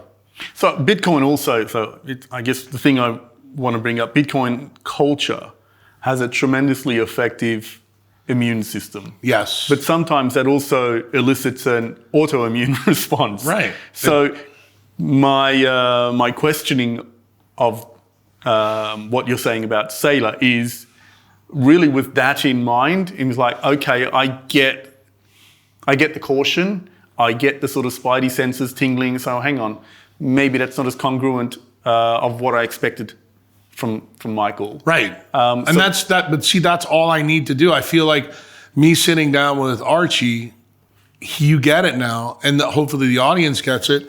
But you know, I've done this with other people. Like I worry about the Bitcoiners that took the shot to travel, to do the things that they're doing. So like I may not even like you, but I have a duty to help you. Sure. Like I have to figure out before I leave the planet the things that you need to do to preserve your time, especially if you took multiple shots. How do we regulate the immune reaction and prevent it from becoming an autoimmune attack, culturally speaking? I think by doing what you and I are doing right now. You don't realize this, but this is an M&M conference. In medicine, we have something called morbidity and mortality conference. Like when doctors make mistakes, we go up in front of the board and everybody kicks our ass. I think podcasts, and I'll be honest here, I've been very harsh about some of the people that have interviewed me. I think that you need to be cutting on a podcast. You need to push back when you need to push back. Unfortunately, you know, like when, you know, Natalie interviews Sailor, it's like, you know, everybody's like Candyland. You know, it's happy-go-lucky. No more softballs. Like you need to ask the difficult questions and you need to put people in a spot to let's see how they go. Now, Michael's a big boy. He can handle himself. Just like Jack is a big boy. He can handle himself. But the thing is, I think when we do podcasts, that we need to be able to ask the hard questions. We need to say, okay, talk about this, talk about that, and be real about it. And then ultimately what happens, Archie, is I think the audience makes the determination, you know, is this guy full of shit? Is it authentic? Is it being done for the right reason? Because ultimately for me, I've already lived a pretty good life. You know, I don't care really what happens to me. Why am I sitting here with you having this interview, truthfully? My kids, who are younger than you, they're going to have to carry this torch someday. Do I think they're going to be as acerbic and cutting as I am? No. They haven't walked the path that I've walked. They haven't seen what I've seen. You know, being a neurosurgeon, I understand human nature. I understand how people piss time away. I'm the specialty that sees more people die. And when you understand how people value time differently, one of the key things that I think is teaching them the wisdom about how you come to value time. Because if you value time, you will certainly value Bitcoin. That I can tell you. There's no question about that. And that's part of the reason why probably my favorite thing to talk about, especially when we're doing either science or Bitcoin, is about time. I love the concept of time because it's incredibly valuable to all of us, but it's many times different for different people. Like you can yes me to death and say, Jack, I agree with you. Time value is important, but how you really value it. Remember what Einstein said, it's time relativity. And how you really value it is relative to me. I can tell you're talking to a person today that I revere it. And I think it's the most important thing to have discussions about. I also think that Bitcoiners do a great job understanding it from the monetary side. I think they're woeful when they talk about it from the biologic side. I just want to make sure I didn't miss you addressing the point about preventing the immune response developing into an autoimmune response. Because one of the things that I've, as an outsider observing as a 4-year anon running this account, is just shaking my head at the number of times that people needlessly flip over into an autoimmune response out of a reflex of acting as Bitcoin's immune system. But don't you think so how do we regulate that? Because I think there's no sort of threshold that people recognize where they've gone over the mark. Well, you don't have to. That's the beautiful thing about the cyber hornets. I mean, I'll give you an example that I'm thinking of. Hopefully you understand it. Udi Wertheimer. Mm-hmm. He's a perfect guy that's flipped over to the other side. What's happened? The Nest has taken care of him. Like, he goes on Twitter, he's person non grata. So I would tell you, do I think the tribe takes care of the hive? The answer is yes. Now, I'll give you another example. Roger Ver. Think about what happens in 2017. I think the guy that probably was the number one cyber hornet that really put him in his place was Samson Mao. And Samson Mao, I think he feels the same way I do, that we have a duty to the tribe. Now, what our duty is to keep the B and the T cells from flipping to becoming an autoimmune response. So if you start making, bad antibodies, then we need to do something to curb you. Well, at the moment, we've got 2 developer communities, each calling them an attack on Bitcoin. Now, that's not a very productive way of conducting any sort of discussion, right? Well, no, I would disagree with you. Oh, please break that down. I love chaos. And the reason chaos is good, because that's actually how evolution works. But I think what they're doing is arguing through emotion instead of sticking to the objective facts of both of their arguments. But maybe the emotion is how you get to the truth. I mean, think about it. Emotion is what obscures truth. Well, maybe to you it is, but not all the time. I can tell you in my job, when someone is brain dead and I have to have that discussion about organ donation, do you think that's not an emotional decision for the people? It is, but guess what I have to do? I actually have to use that emotion for them to get to the truth. And remember, I'm emotionless about this. I'm not the patient. I'm not dead. But I have to help the family navigate a decision, and they're very emotional.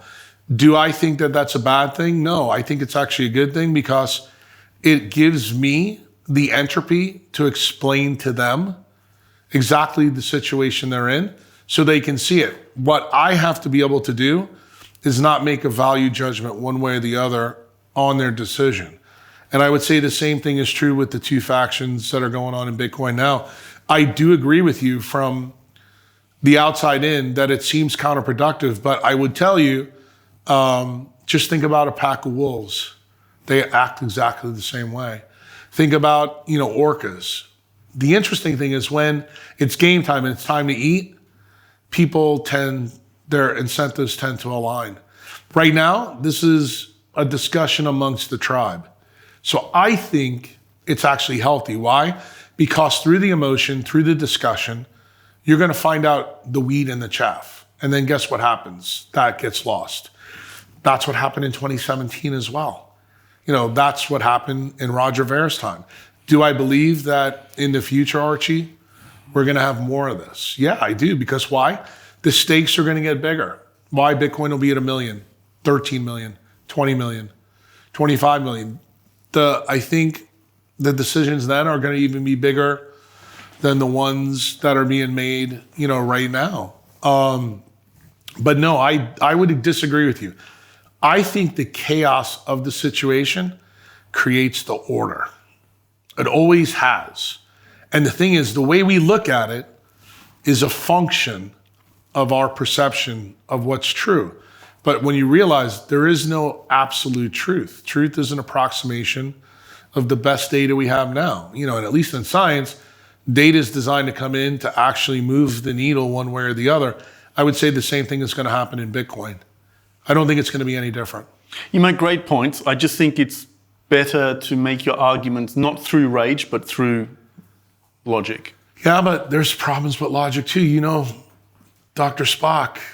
And you have to remember, you're talking to a guy that probably some people would say on Twitter, I tend to rage the machine too. Why? Because I think right now the machine needs to be raged. I'm not dismissing the value of emotion, by the way. No, I understand what you're saying, but what I'm trying to tell you, that if you're a nuanced first principle thinker, that I think chaos within the system is good. And I don't look at it as a problem. Like if everybody was like Jeff Booth and nobody was like Uncle Jack, I think we would get more autoimmune conditions. I think the fact that there's Uncle Jacks and Jeff Booths and Michael Saylors and Jack Dorseys, I'll be honest with you, I think we're going to keep people online. Dr. Kruse, Bitcoin is a consensus-driven protocol, right? Consensus-led protocol, which means that one of the weak points as well as the strength is its culture. But cultures can be subverted. And so if you were the CIA, how would you subvert Bitcoin's culture?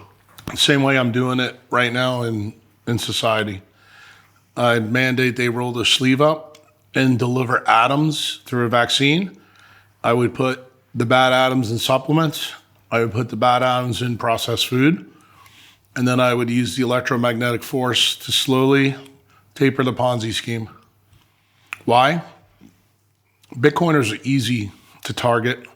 They go to Las Vegas like little idiots to party and have a good time. Why? Because they've got this sudden wealth.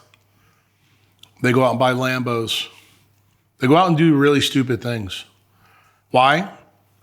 Because they feel justified in they made the right decision when it came to money, but they don't realize just because you made the right decision for the first 11, 12, 13 years of Bitcoin doesn't mean you're going to be the one that's going to be around. And Bitcoiners need to wake up to kind of like how the monarchies started.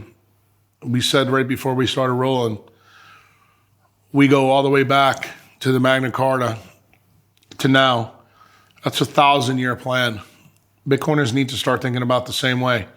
So when you start to put your time ahead of your Bitcoin, then I think you become much more difficult to deal with. Do I believe the idea of a citadel for a Bitcoiner is really important? Yes. And when I say citadel has got multi-layers for me, meaning it's not just the place you live, not the security you have, but it's the wife you have, the husband you have, the children you have. Do they think the way a first principle savage thinks? You have a duty to instill that into your tribe. If you're like most first generation wealthy people, you know what the axiom is there. They lose their money in the second or third generation.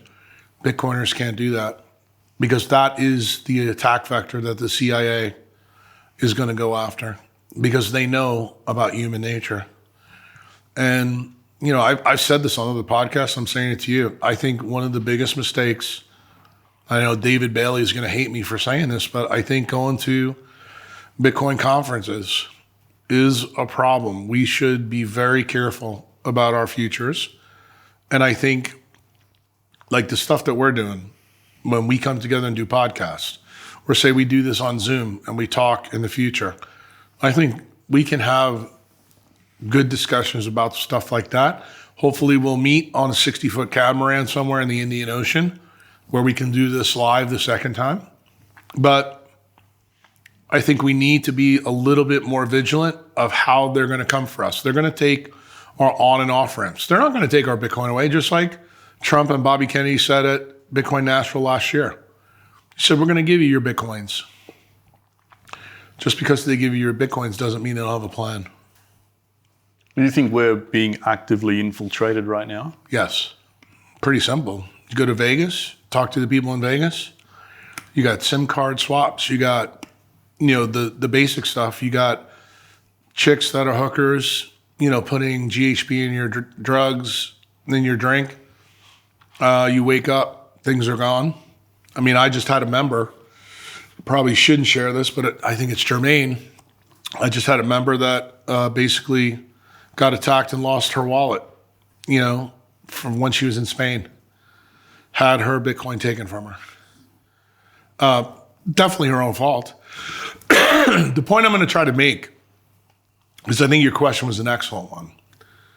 Just because you made the right decision in Bitcoin doesn't mean you're going to keep your Bitcoin. And you need to understand that the government understands that too. These are the smartest people in the world, okay? They're smarter than you. Why? They've been at the game of thievery and time theft longer than you. They're experts in it, and you're not. You just made the right decision to buy the best money on the planet. And you now need to actually think like a Swiss bank. And that means not just your money, but also your time. Because remember, your Bitcoin is tied to your time. Your bank account and time is really important.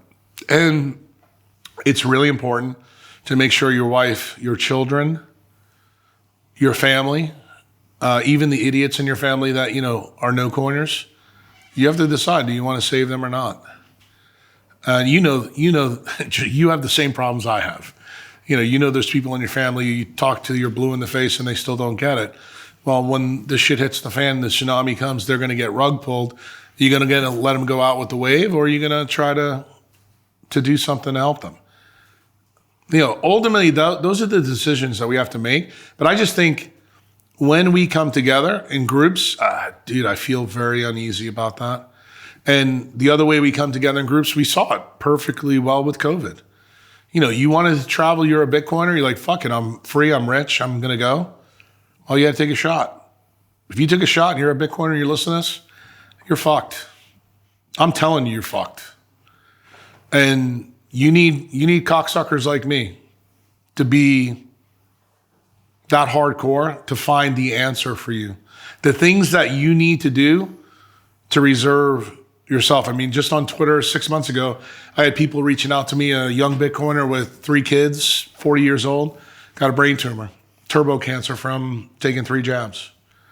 Jack helped him out. What did I tell him? Make sure your wife and your kids are ready to go because you're not going to be here much longer. 40-year-old guy like you, you're not thinking that way. You stacked all your coins. You didn't see this angle coming. It's not normal for a government to put on the childhood vaccine schedule 3 shots in the first year of life. But guess what? The biggest time theft on the planet is when the government mandates your children to take those things. Those are the people you're going to leave the Bitcoin to. And they just guaranteed they're going to get your Bitcoin. And you didn't see it coming. But I did. And my job is to tell you, Archie, I need you eyes wide open. I need you to understand that these are the most nefarious people in the world. The CIA is not our friends. They're the devil walking on the planet. But you need to know who they are.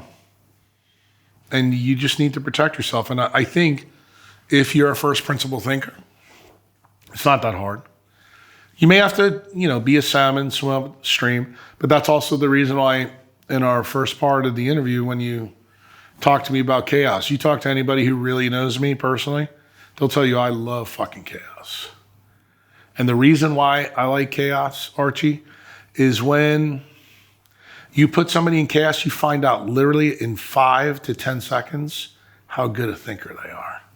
Because you know what? The US military does teach the people that survive any type of chaos are the people that always make the right first choice. So guess what? You need to start practicing the right first choice. And the right first choice right now is if you're sitting on 1,000 coins, 5,000 coins, 50 coins, 25 coins, they're going to load you up with something. Whether it's above your head from geoengineering, whether it's something you put in your mouth, or something you buy every day at Starbucks. They're already telling you what's coming. Are you ready? How's your Bitcoin protecting you? Or are you protecting the Bitcoin? Are you protecting your artificial intelligence, your children? And not only that, Archie, truth be told, I'm protecting your children, Marty Ben's children, American HODL's children, Peter McCormick's children, the people that I don't even like. Why? Because they're our future. They're going to enjoy these trees and this courtyard. And do I have that sense? Yes. My time on the planet is short. But the wisdom that's in my head, that can live on. And all you have to do is tell people. That's why, I appreciate, doing the podcast with you because this is kind of like an ancient rite of passage we're going through. We're sharing oral history. And hopefully people will be able to watch this down the road and say, there was some wisdom here. And in these days, the young kids, they're all tech abusers. They think, well, if we just store it there, well, what happens if we get hit with a CME, a coronal mass ejection, and everything goes boom? Everything you thought you had saved becomes the Library of Alexandria. You know how that worked out in history before, right? Why can't it happen again? So in other words, history doesn't have to repeat itself exactly. It can rhyme. And when it comes to power and control, just remember the people that are time thieves, they are the smartest people. They will think about ways to steal your time that you haven't even thought of. That's the reason why being a critical thinker, being a chaos agent, being agent provocateur is important.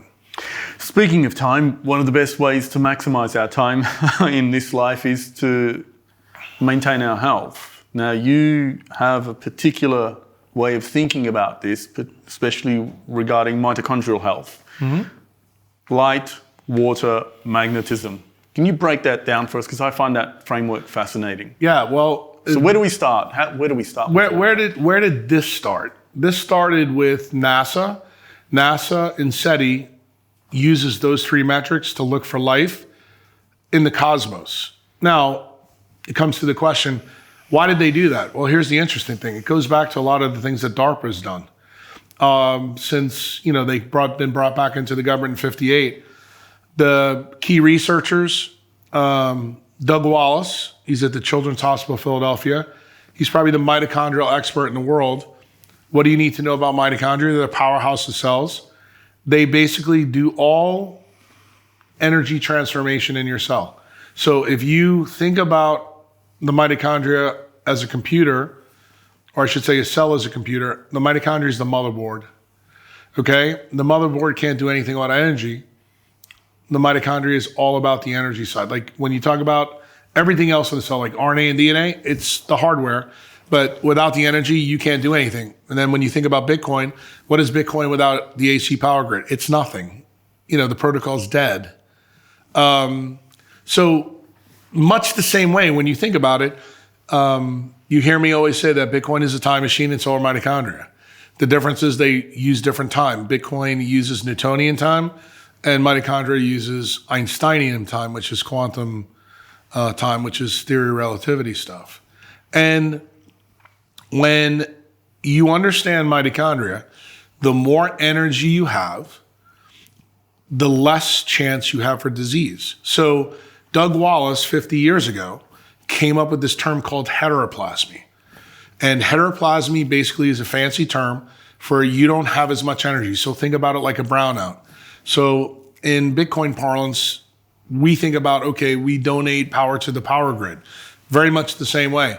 When energy reaches a certain threshold, diseases manifest. That's not how you were taught as a young boy to think about it. No, you get diseases through inheritance, through genetics, and it turns out that idea is total bullshit. Why is it total bullshit? Very simply, guys like Alton Oshner and Fauci, who ran science in the United States, who effectively run science for everybody in the world, because whatever the United States does, everybody else does. They convinced everybody after Watson and Crick that we need to stick with the RNA DNA paradigm and not study mitochondria. So the NIH budget, 99% goes to RNA and DNA, 1% goes to mitochondria. So when I was a young doctor, I realized about 20 years ago that this was a big problem.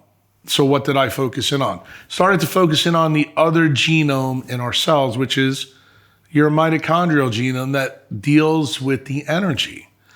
And this should make some sense to Bitcoiners because when we think about the Bitcoin algorithm or the way Bitcoin runs, that energy is really important to how Bitcoin goes. And we know that Bitcoin is decentralized. Well, it turns out that's how life is as well.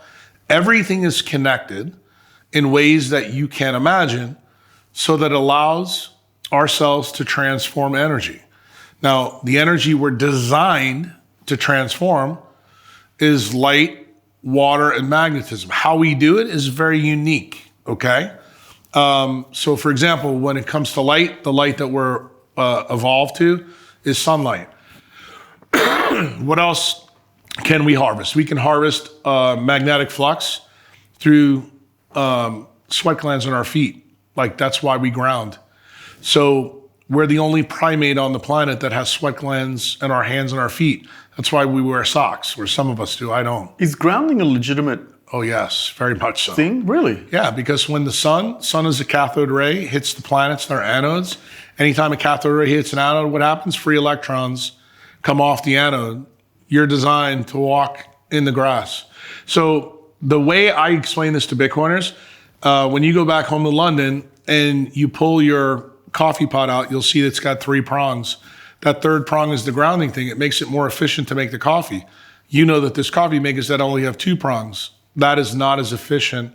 It'll make coffee, but it's not as efficient. You're going to spend more on your electric bill. So it turns out the same thing is true with you. So when you say go outside and you have rubber sole shoes on in Hyde Park, are you going to be able to take full advantage of the sunlight? The answer is no. So what's happening in that process? Well, you're creating a circuit. So the circuit is incomplete when you're wearing rubber sole shoes. Do you know any human being that comes out of its mother's vagina wearing rubber sole shoes or sunglasses or sunscreen? Oh, see, you laughed, but here's the crazy thing. Centralization through society has told us that we should do that. I mean, just remember something, Archie. 40 years ago, you all wear rubber sole shoes. Do you know when I was a young boy, everybody wore leather? You were able to ground through leather. Why do you think they got rid of that? Because anything they can do to make you more controllable. Remember what you just asked me before, how'd the CIA get to us? Every single thing that connects you to nature, they have taken out of you. All clothes used to be made with cotton. Cotton allowed you to absorb sunlight through it. Do you know that anything that's made from man-made fabric is effectively a sunscreen? Think about this. I mean, this is probably not a pleasant thing for people to think about, but think about the religions of the world. How old is this idea? You know that there's people out there that live in the desert, their women are covered, everything except their eyes. Think that's good for their vitamin D? Do you think that makes them more controllable? That idea is present in all religions too. So don't think this is just the modern government. This idea has been around for thousands of years. So when you understand mitochondria functionally, we want to take the free energy in the environment, transform it into something useful. So most people understand the Milky Way galaxy. We have huge Birkeland currents. These currents are trillions of volts. What happens in a mitochondria? We're down-regulating the charge to something we can use. Turns out one of the most amazing parts of biology, this guy Robert Becker, who worked for DARPA, who's probably one of my mentors who got me into this whole field, he figured out that if you took 1/1,000,000th of 1 ampere of current from your mitochondria that got down-regulated, you could take a red blood cell and make it go back in time. You can turn a red blood cell back into a stem cell. So this should be interesting to you. In other words, electricity, when it's the right frequency, right current, can turn a cell to go back in time. So that's been blocked. Wasn't there a paper released from China? Yes. Making a similar claim? Correct. But It was from South Korea, just so you know. my apologies. No, it's not. I'm just saying. But it wasn't replicable. No, it was replicable, but they didn't understand the work of Becker. Just so you know, Becker is the original guy that did this, but he's one of the scientists that the industrial military complex canceled. So this is a very much similar story to what we talked about polio, in the first chapter. So I want you to understand that central dogma in biology that I was taught in medical school is that cells can't go back in time. We have stem cells. Turns out, no. We can de-differentiate fully adult cells into stem cells. And that stem cell can be used to make anything in the body, right? Right. Now, we have multiple different ways of doing it. We actually do have stem cells in our fat that we can do. I mean, think about when a baby's born. What's unique about a human baby compared to, say, its near its relative, like a chimp? Chimp doesn't have two frontal lobes. That's why the head is flat. Chimp is born fully functional. Human baby's not, right? Human baby's brain has got to develop postnatally. We use all of that fat to develop our brain outside the womb. So how do we improve our mitochondrial health? Grounding is one of them. But if we can if you can relate it and embed it into some kind of daily routine, what would you do when you wake up? See, the number one thing that you'll probably hear just about in every podcast I do, it's Pareto's principle for mitochondriacs: never miss a sunrise. Sunrise is the single most important thing. Like, to put it in Bitcoin parlance, it's like becoming a full coiner. You must see the sunrise every morning. Why? This will shock you when you hear it, but I made a prediction 20 years ago that nobody believed, that you cannot fully use the TCA cycle, which is the Krebs cycle, which makes the most energy in a mitochondria, if you don't see the sunrise. Everybody thought I was crazy. Papers came out in 2020 and 2021 that showed I was right. So what is it specifically about the sunrise? The light, the frequency. It's the red light. Why? Because one of the proteins that's on the inner mitochondrial membrane where all the action happens, it's called CCO. It's called cytochrome C oxidase. It's a heme protein. Red light runs the show there. And it turns out AM sunlight is loaded with red light. Red light in our star goes from about 600 nanometers to 3,100 nanometers. But it turns out cytochrome C oxidase has 4 red light chromophores in it that optimizes that. What does that do? It keeps a 30 million volt charge inside the inner mitochondrial membrane. The water that's made from CCO, which you see that bottle over there next to Chantel, that is deuterium depleted water. Give it to Archie. So Archie, that water has no deuterium in it. Okay? Is this locally sourced? Well, that specifically comes from Romania. And you are lucky living in Europe. United States, we have it, but it's not as good as this stuff. What is deuterium? Deuterium is an isotope of hydrogen. So hydrogen on the periodic table has 3 formats. Light hydrogen, it's called protium. That's just a proton, no electron. And then deuterium is a proton with a neutron. And then tritium is 2 neutrons and 1 proton. Tritium is radioactive. We don't use it in biology. It's present on Earth, but very, very small amounts. But deuterium is a big deal. And the reason why is, if you know anything about that funny guy from Bern, Einstein, E equals mc squared, mass equivalence. If you add mass, what does it do to energy? Knocks it down. The channel that's in your mitochondria, called the ATPase, is built just for the light hydrogen. So you know all those things when you were a young guy and you were learning biochemistry and you saw these crazy reactions? What was biochemistry really trying to tell you, but the teacher never got the answer to you? When you break food down, you're trying to sort deuterium and hydrogen so that only the light hydrogen goes to your mitochondria. Because it turns out your mitochondria is racist. It only likes protium, okay? It doesn't like deuterium. In fact, we keep deuterium in our blood, not at our mitochondrial level. Why? Because to make the most energy, you have to use light hydrogen. And that is a consequence of Einstein's mass equivalence. So when I drink that water, deuterium depleted water, what happens? Do I feel anything? You're able to bury more sunlight in that water. So in other words, your heteroplasmy rate, like say if you had a brain tumor, this would be beneficial to you. If you had diabetes, this would be beneficial to you. You're a 40-year-old podcaster, you're always on a screen. That would keep you in better shape to get to 80 and 90 years old so you don't need doctors. In other words, it's your doctor in a bottle. Now, this assumes that you don't live, unfortunately, in London where there's no sun, because guess what? The way deuterium works on Earth, deuterium depletion occurs at the poles. Why? Because the sunlight sucks there. The highest level of deuterium from the hydrology cycle is in the equatorial area. Why? Because the sun is so powerful. So what am I trying to tell you? Now you're seeing 2 legs of the stool come together.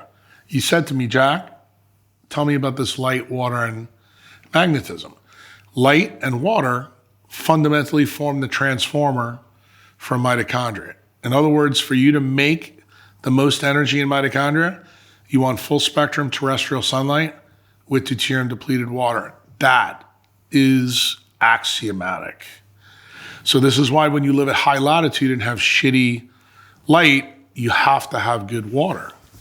Then you'll begin to understand why in the UK, they do so many different things with the water.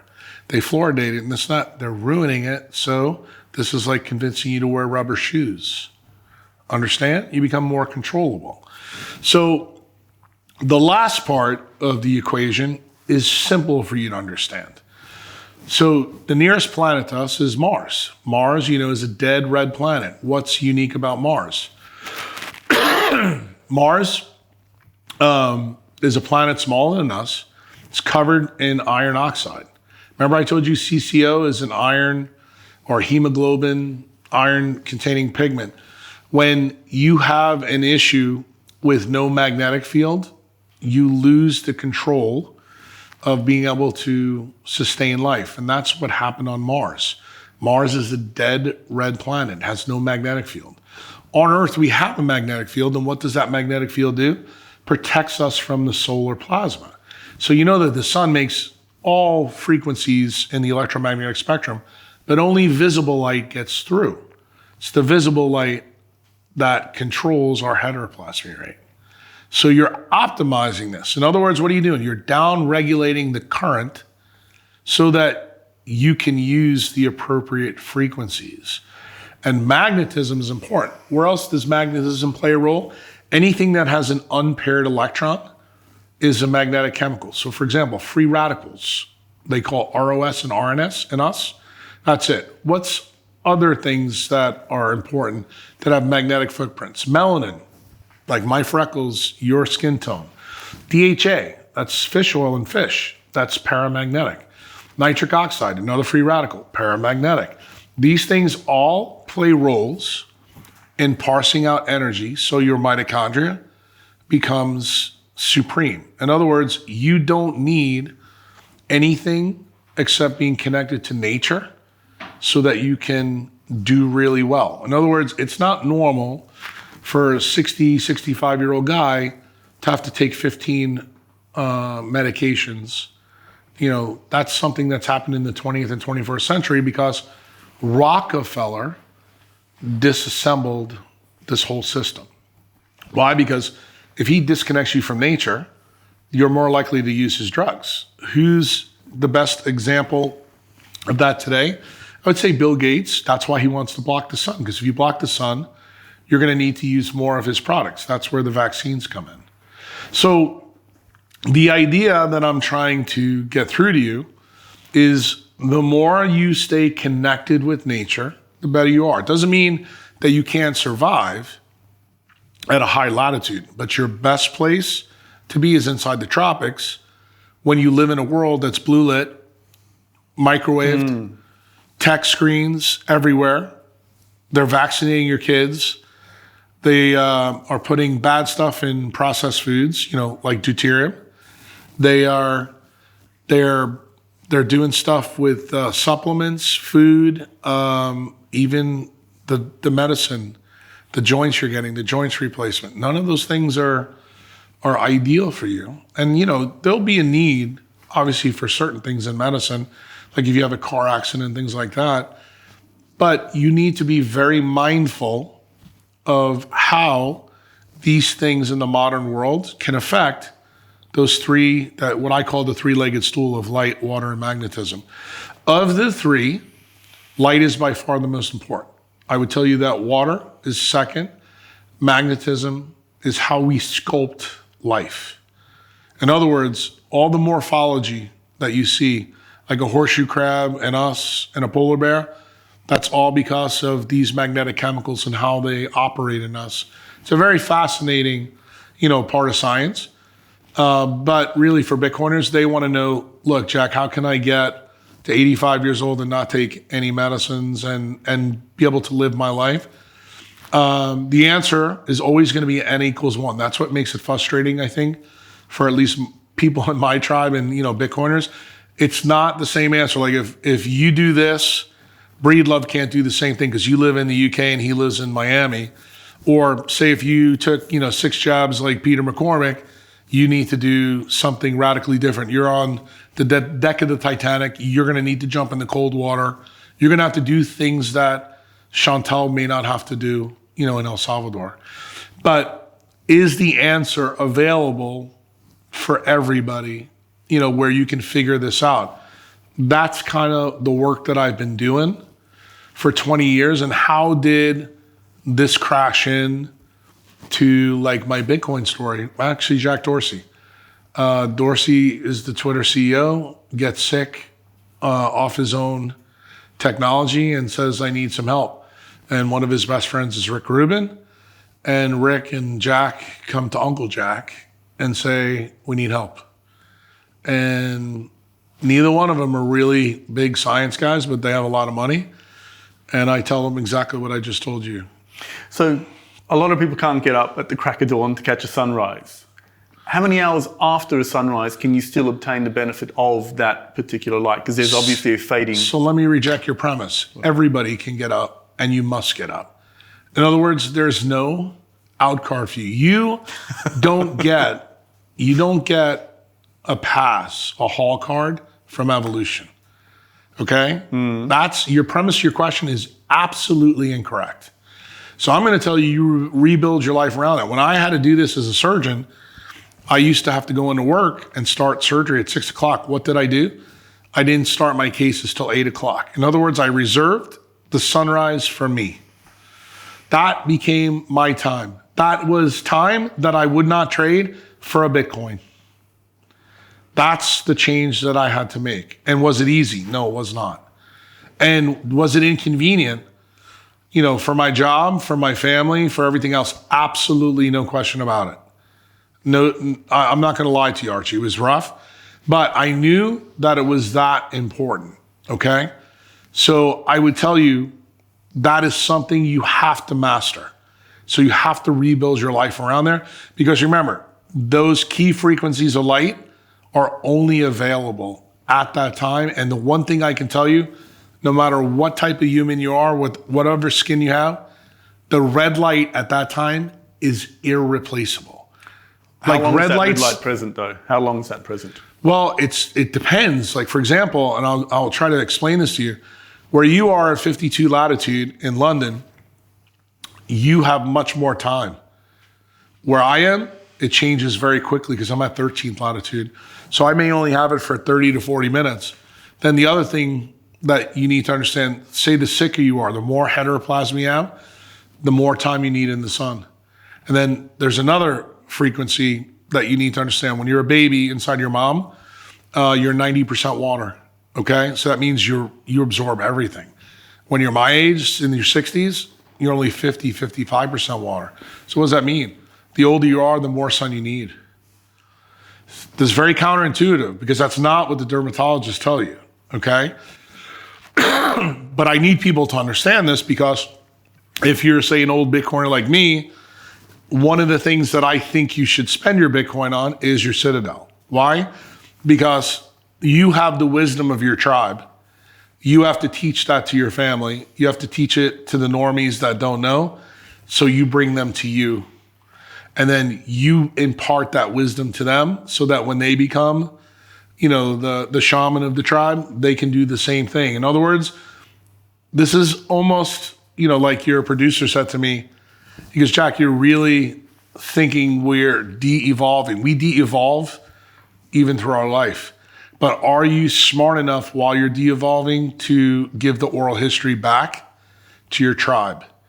And that really is the story of my life, that at 40 years old, I had to wake up and get this information out there to people so that they understood. Because my early life, my first 40 years, like your 40, I would love to tell you, Archie, I made great decisions, but I didn't. Why? I was a neurosurgeon. I stayed up 1 to 2 weeks a month, 24/7, taking care of fucking idiots going out and hurting themselves. And what did I do? I sacrificed my time to save them. Now, Did I get benefits from it? Obviously, it provided capital for me to buy Bitcoin, provided my family a good living. But it also allowed me to change on the dime. Like that chaos taught me truly what it was to be a doctor. And it wasn't what I learned in medical school. It was what I learned about in mitochondrial medicine. That if I was going to be able to stay on the trajectory that I was, that I had to adapt my template. In other words, putting screws and rods in people's backs and operating on their brains, I had to do this wiser. So this is very similar to the story that I told you in the first part when I said to you, you may have made the right choice with Bitcoin and money, but you didn't make all the right choices. And that is the wisdom that needs to be brought to you, as a podcaster, because you're going to talk to a lot of different people, and maybe some of this stuff will stick with you in your head, and you say to the next guy you talk to, say, well, how do you adapt to this template? Do you think about protecting your future time? Because, the only time that we can really control is the time right now. But if you do a good job at the time right now, that means you'll have more time in your bank account in the future. Have you heard of shilajit? Shilajit. It's a kind of like a mountain extract, an extract. It's like a dark resin extract that's found at high altitude. It's made of fulvic acid.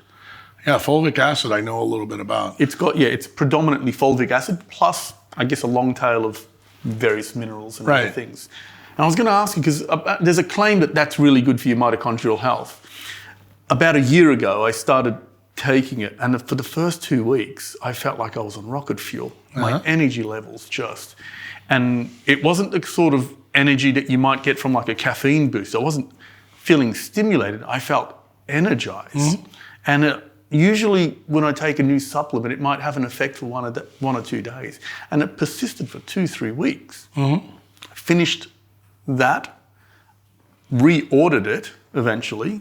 So, it sort of tapered off the effect of reordered it, and I never got that again. I'm like, did I get a good batch the second time, or what's happening? So this is a great topic, especially for Bitcoin, because Bitcoiners are so addicted to this whole short time horizon supplement thing.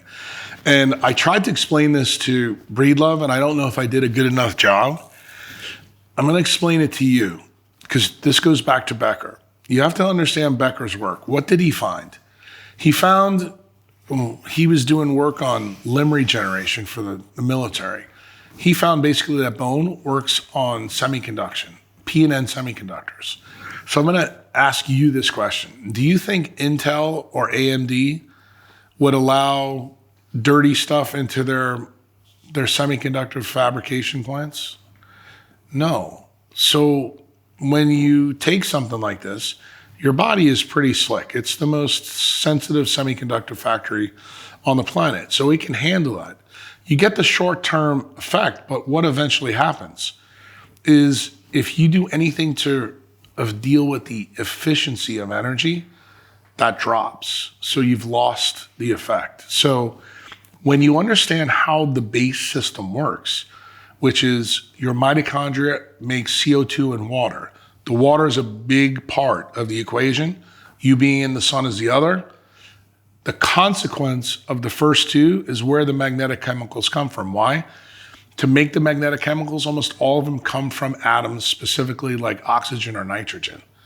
So when I say what I'm about to say to you, it's a word called, it means precision, but it's scientific.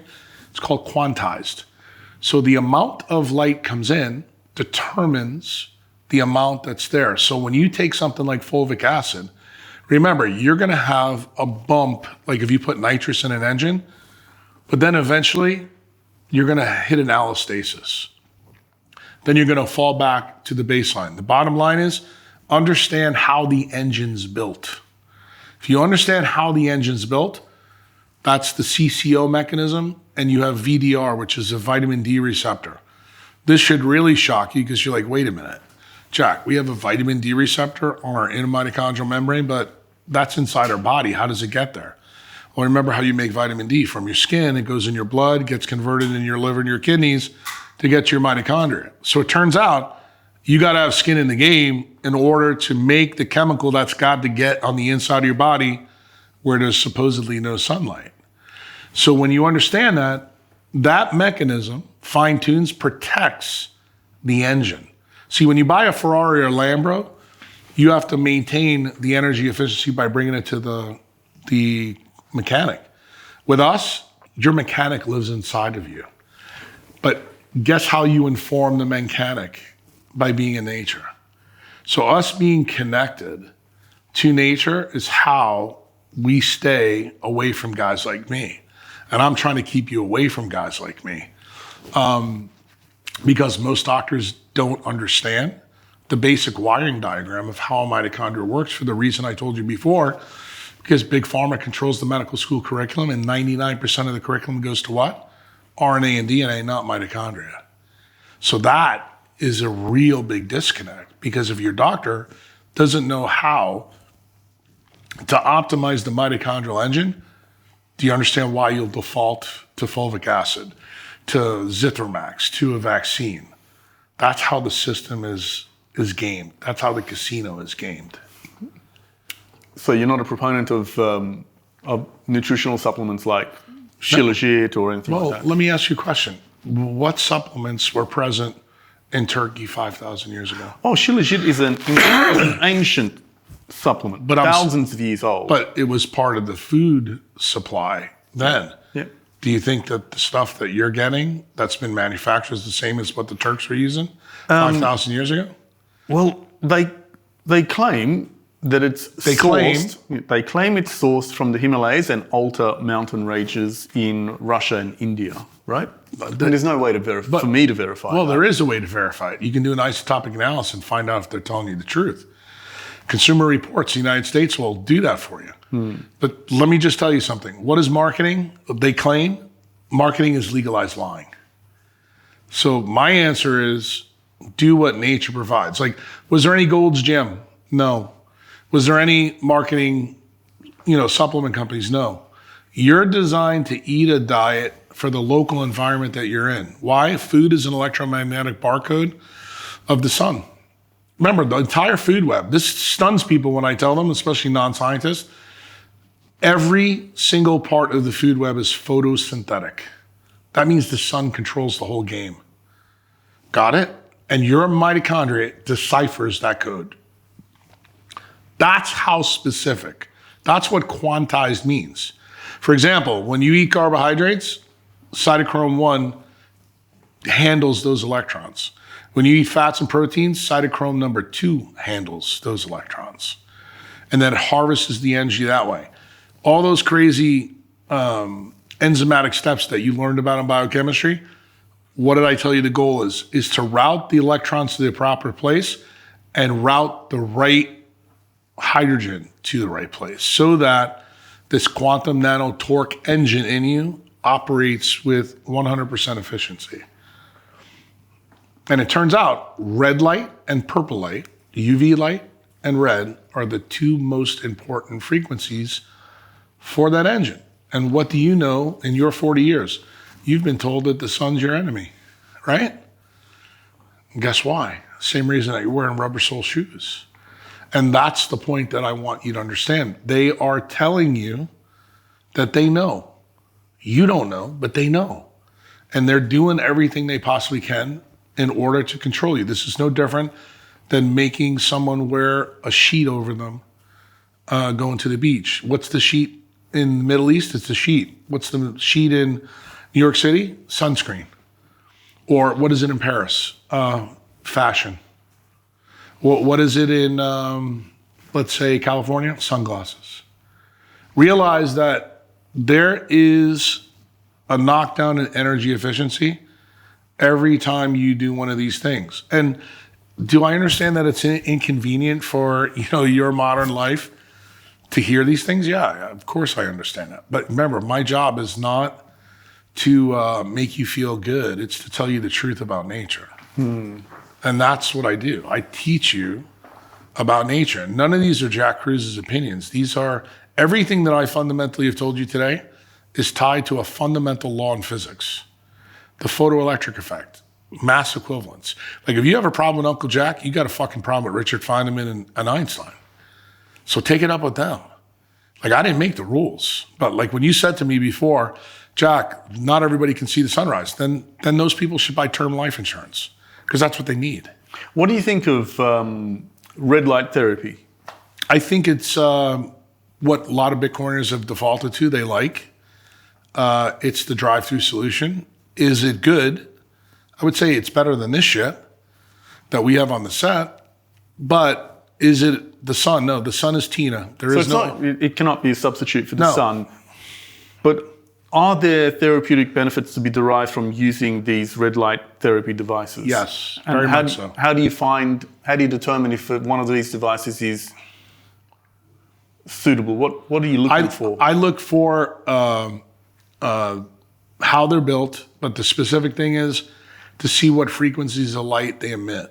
So I use a spectroscope, and I'm looking very specifically at what they do. Now remember, most of these lights are LEDs, so that means they have very small frequency ranges. Like I told you in cytochrome C oxidase, we have 4 different frequencies we want. It's very unusual for you to get a light that has all 4 of those. Usually you're getting, when you use an LED, you usually get like say 620, you'll get 10 nanometers on either side. So effectively what you're doing is getting 610 to 630. So on the panel, you'd have to have the 4 chromophores that cover the CCO. To do that, that light's gonna cost you $3,000, $4,000, or $5,000. Most people don't have lights like that. Is that a full body panel size or something more modest? It can be a small one. I mean, Michael Shapiro, who's a Bitcoiner, he makes a very small red light that's got a lot of those frequencies in it. But the way in which you use those lights also is different. And then red light therapy also has this very unusual law associated with it. It's called the biphasic response. Small doses of red light are better than huge doses. And it turns out if you get too big a dose of fake artificial red light, it can lead to problems. So what are we talking, a 5-10 minute dose? Yeah, well, depends on the light, but if you use like a basic rule of thumb, you probably want to use no more than 20 minutes, but 5 to 10 minutes would be pretty good. The problem is, like, say if you got several autoimmune conditions or you live at a high latitude, the light's not going to do it. You need the sun. The sun is going to be the thing that lowers your heteroplasmy rate the most. And what's the main difference? All LEDs flicker. Okay, you don't see it, but they flicker. Sunlight is unpolarized also. All LEDs are polarized.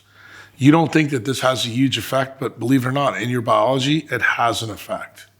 You know, I put tweets out recently about the effect of what polarized sunglasses do, and it acts as a lens. So the light information that your central retinal pathways are getting in your brain is completely different than when you're in the sun. And that's why the sun is irreplaceable. And there's no fake red light that anybody's ever going to build that's going to create light the way the sun does. What are some of the realistic benefits of using red light therapy, though? Because there are some claims out there that it could be good for your skin if you apply it to your face, or it could be good for anti-inflammation. Those claims are already, no doubt about it. That's true. It is good for your skin? Yes, it's phenomenal. I mean, plastic surgeons right now in New Orleans and New York City charge people $2,000 per treatment for certain red light therapies. It's true. Is it really that efficacious to apply it to you? Like, especially if you have surgery. Like, where I started to use red light is anybody who I did a cervical fusion on, especially ladies. I would always hide their scar in their neck crease, but I would use red light, and within 6 months, you'd never see the scar. So it is a big deal. Same thing like if we do brain surgery, like say someone who's got thin muscle in around their eyes, like the way we do our flaps can sometimes lead to issues. Same thing with hair. You know, if you bag some of the hair follicles, they'll be bald where the incision is. Use a red light device, that goes completely away. So there are effects, like in other words, photobiomodulation or LLT, which is the same thing for red light therapy, they definitely help. There's definitely biologic effects. They're many times bigger than what you think, But most of the people out there that are bringing this to Bitcoiners, they're influencers. Influencers are marketers. They don't know shit about light. So I would rather go direct to the Bitcoiners and say, this is how I want you to use the light. This is what I want you to do. I've actually told you already, don't miss the AM sunrise. Why? Because it's the best red light you can ever get. And it's free. And I want you in it. And I want you as naked as possible. Since you live in the UK, the other thing I'm going to tell you, there's a company in the UK called Kiniki, K-I-N-I-K-I. They make bathing suits for men and for women where the sun can go through. So you can do junk or garden maintenance in the sun in Hyde Park. Yeah. All you have to do is wear the sundirt and then go out to the park when you're grounding. That's why they did it, because high latitude people need more sunlight. In Arizona, there's another company called Cool Tan. They do the same thing. So realize that we do have options that allow us to navigate, society and civilization now to help us. But I'm a fan of red light therapy, but on Twitter or, on social media, when you ask me a question about red light, what are you going to get the answer from me? It's always going to be, there's no replacement for the sun. Why? Because I don't want you to shoot for a B, C, or D. I want you to shoot for an A. And especially if you're a Bitcoiner. I look at Bitcoiners as my tribe. So I want to see you guys enjoy most of your wealth for as long as you can and stay healthy. I want your family to do the same thing. But, like you said, if you're working in London and, AM sunlight is here, then realize that you're using a B, C, or D, but hopefully you take some of your money and then you travel down to the tropics and get more sun at those times. But you cannot go 300 days out of the year when not getting sun. If you do that, you're going to wind up in the NHS or my office. Oh, it's a challenge, absolutely. Especially coming from Australia, it's been one of the drawbacks. I do love the cultural aspect of living in London, but the lack of sunlight is killing me. Right. Probably quite literally. No. I mean, I just feel it. Well, but you also have like Fitzpatrick 2 and 3 skin. You being, a Turk, you are optimized probably for subtropical light. So realize what you just said. I always tell people, I make a joke, we're kind of like more complicated houseplants because we are. But when you understand that about you and your optical density requires you to have better sunlight, just go get it. As much as you can all the time. And I would tell you, you're right. I think, you're at the point now where heteroplasmy starts to go up at 40. So you probably do need to rethink about where you're going to live longer term. Why? Because you're not built for that. I mean, look, I'm white boy that's built for the 59th latitude, but where do I live? I've lived at 13. Why? Because of what I told you before. As you get older, and I know that I did a lot of things wrong in my life the first 40 years of my life because of my job, I'm trying to offset some of that. And then I made a real calculated move 5 years ago when I went back to work to figure out what was going on with COVID. That was not a smart thing for me, but I felt like if I didn't do it, nobody would. Before we move on from sunlight through windows, not the same thing? No, actually, windows, modern light, blocks most of the UV and 60%, 40 to 60% of the IR, which is red light. So no, anytime you have a window, like this is one thing you guys do right in Europe, casement windows are the best way because you can open them.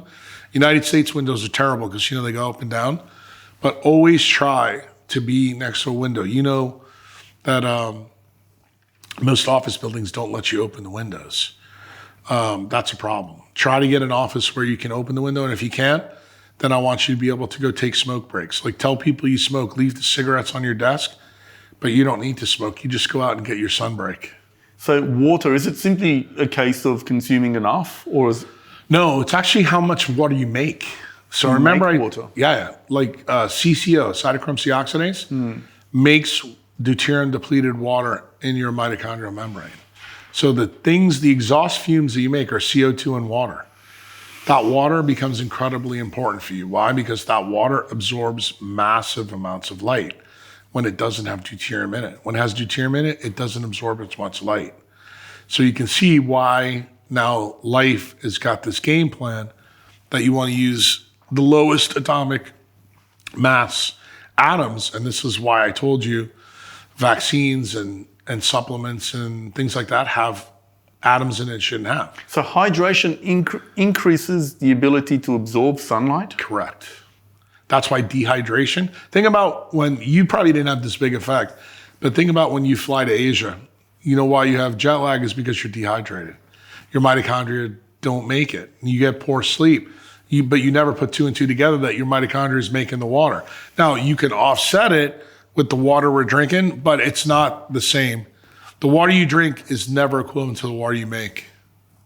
And sunlight makes the water in you. That's the crazy part.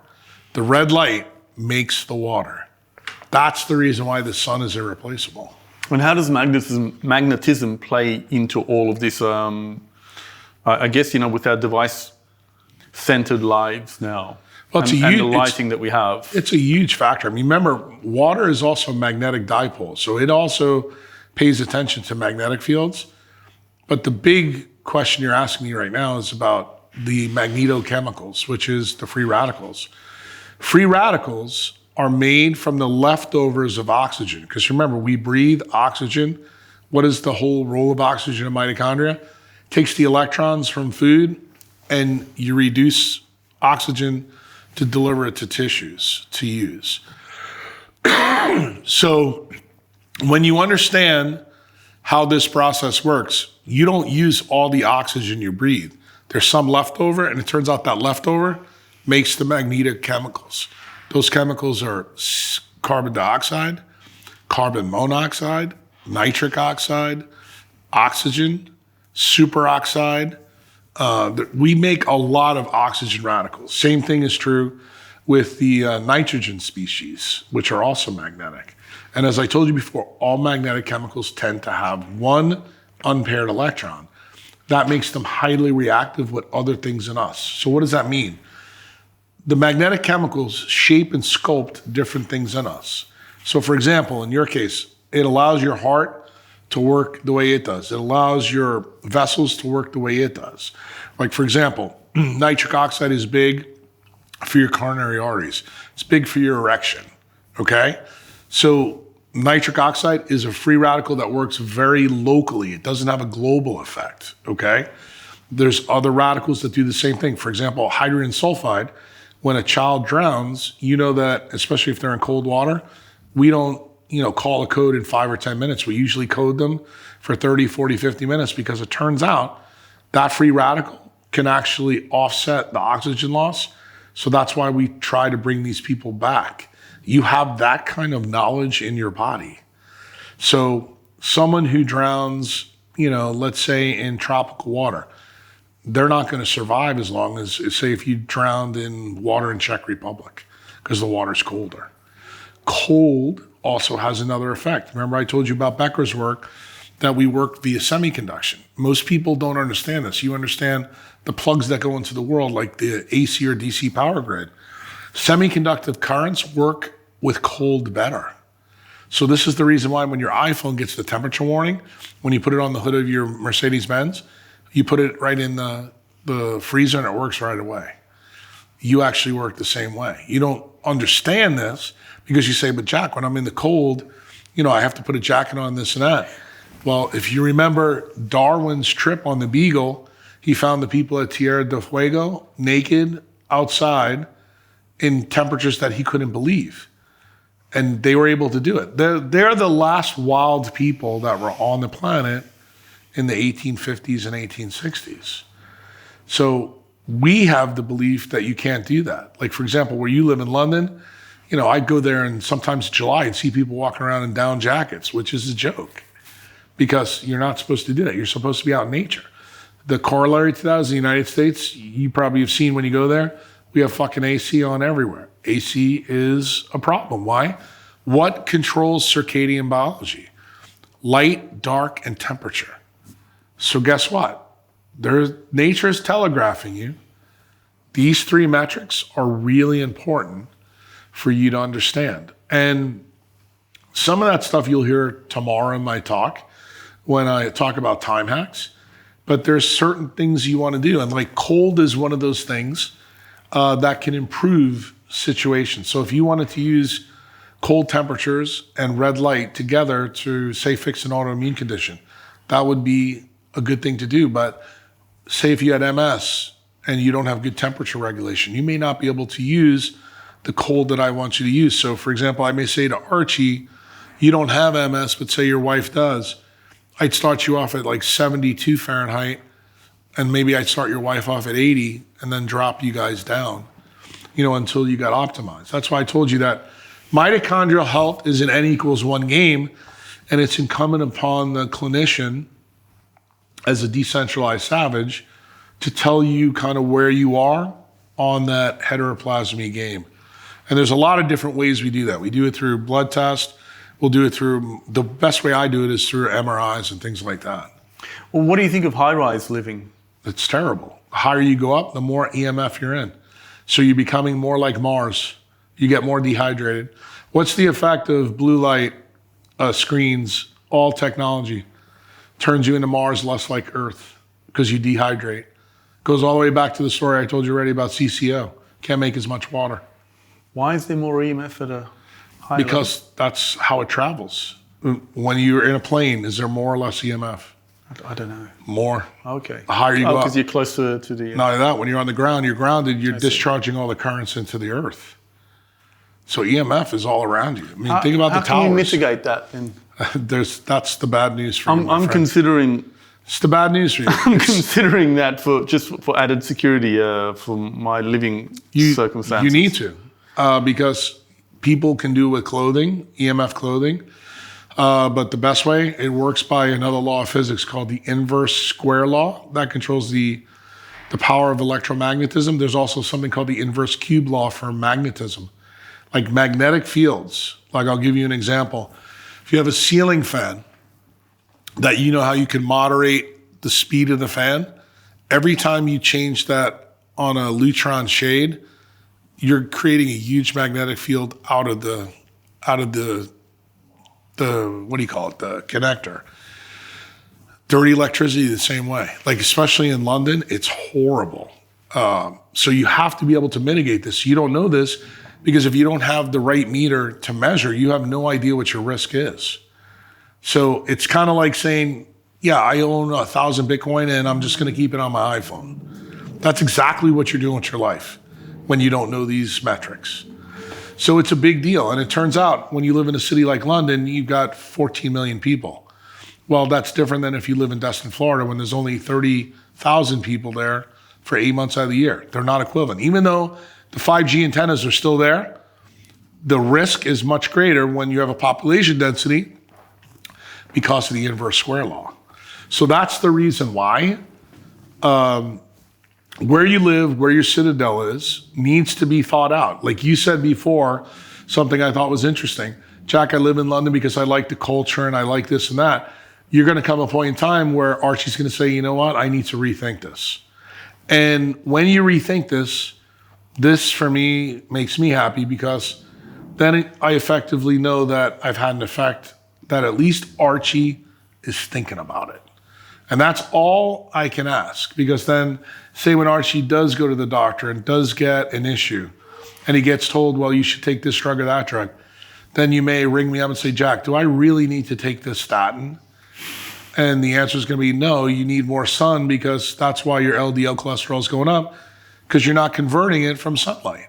That's the genesis of the problem. And that's the difference between centralized and decentralized medicine. What are we doing? We look at the base causes from light, water, and magnetism. Truly how the wiring diagram works in your mitochondria. Because it turns out, once you understand the motherboard, everything else in the cell operates quantum mechanically perfectly well. You don't need to concern yourself with that. Just do what nature requires you to do. So when I said to you before, how many animals that come out with rubber shoes and sunglasses on, in the wild? The answer is 0. But realize you live literally 99% of your life now inside wearing shit you're not supposed to be wearing. And you think that you're somehow immune to the laws of nature. You're not, dude. You're just like a fucking rhinoceros. But you don't think you are. And that is your Dunning-Kruger, wake-up call. And when you do this long enough, you start to get effects. in your life. So what do I want to teach you? I want to teach you about those effects so that you can mitigate them.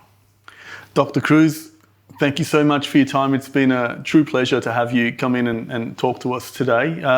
Any parting message for the audience of Bitcoiners watching and listening to this now? Just realize that time is your most valuable asset, and start to live your life where you're putting more time in your bank account, and then you won't have to worry so much about anything else in Bitcoin.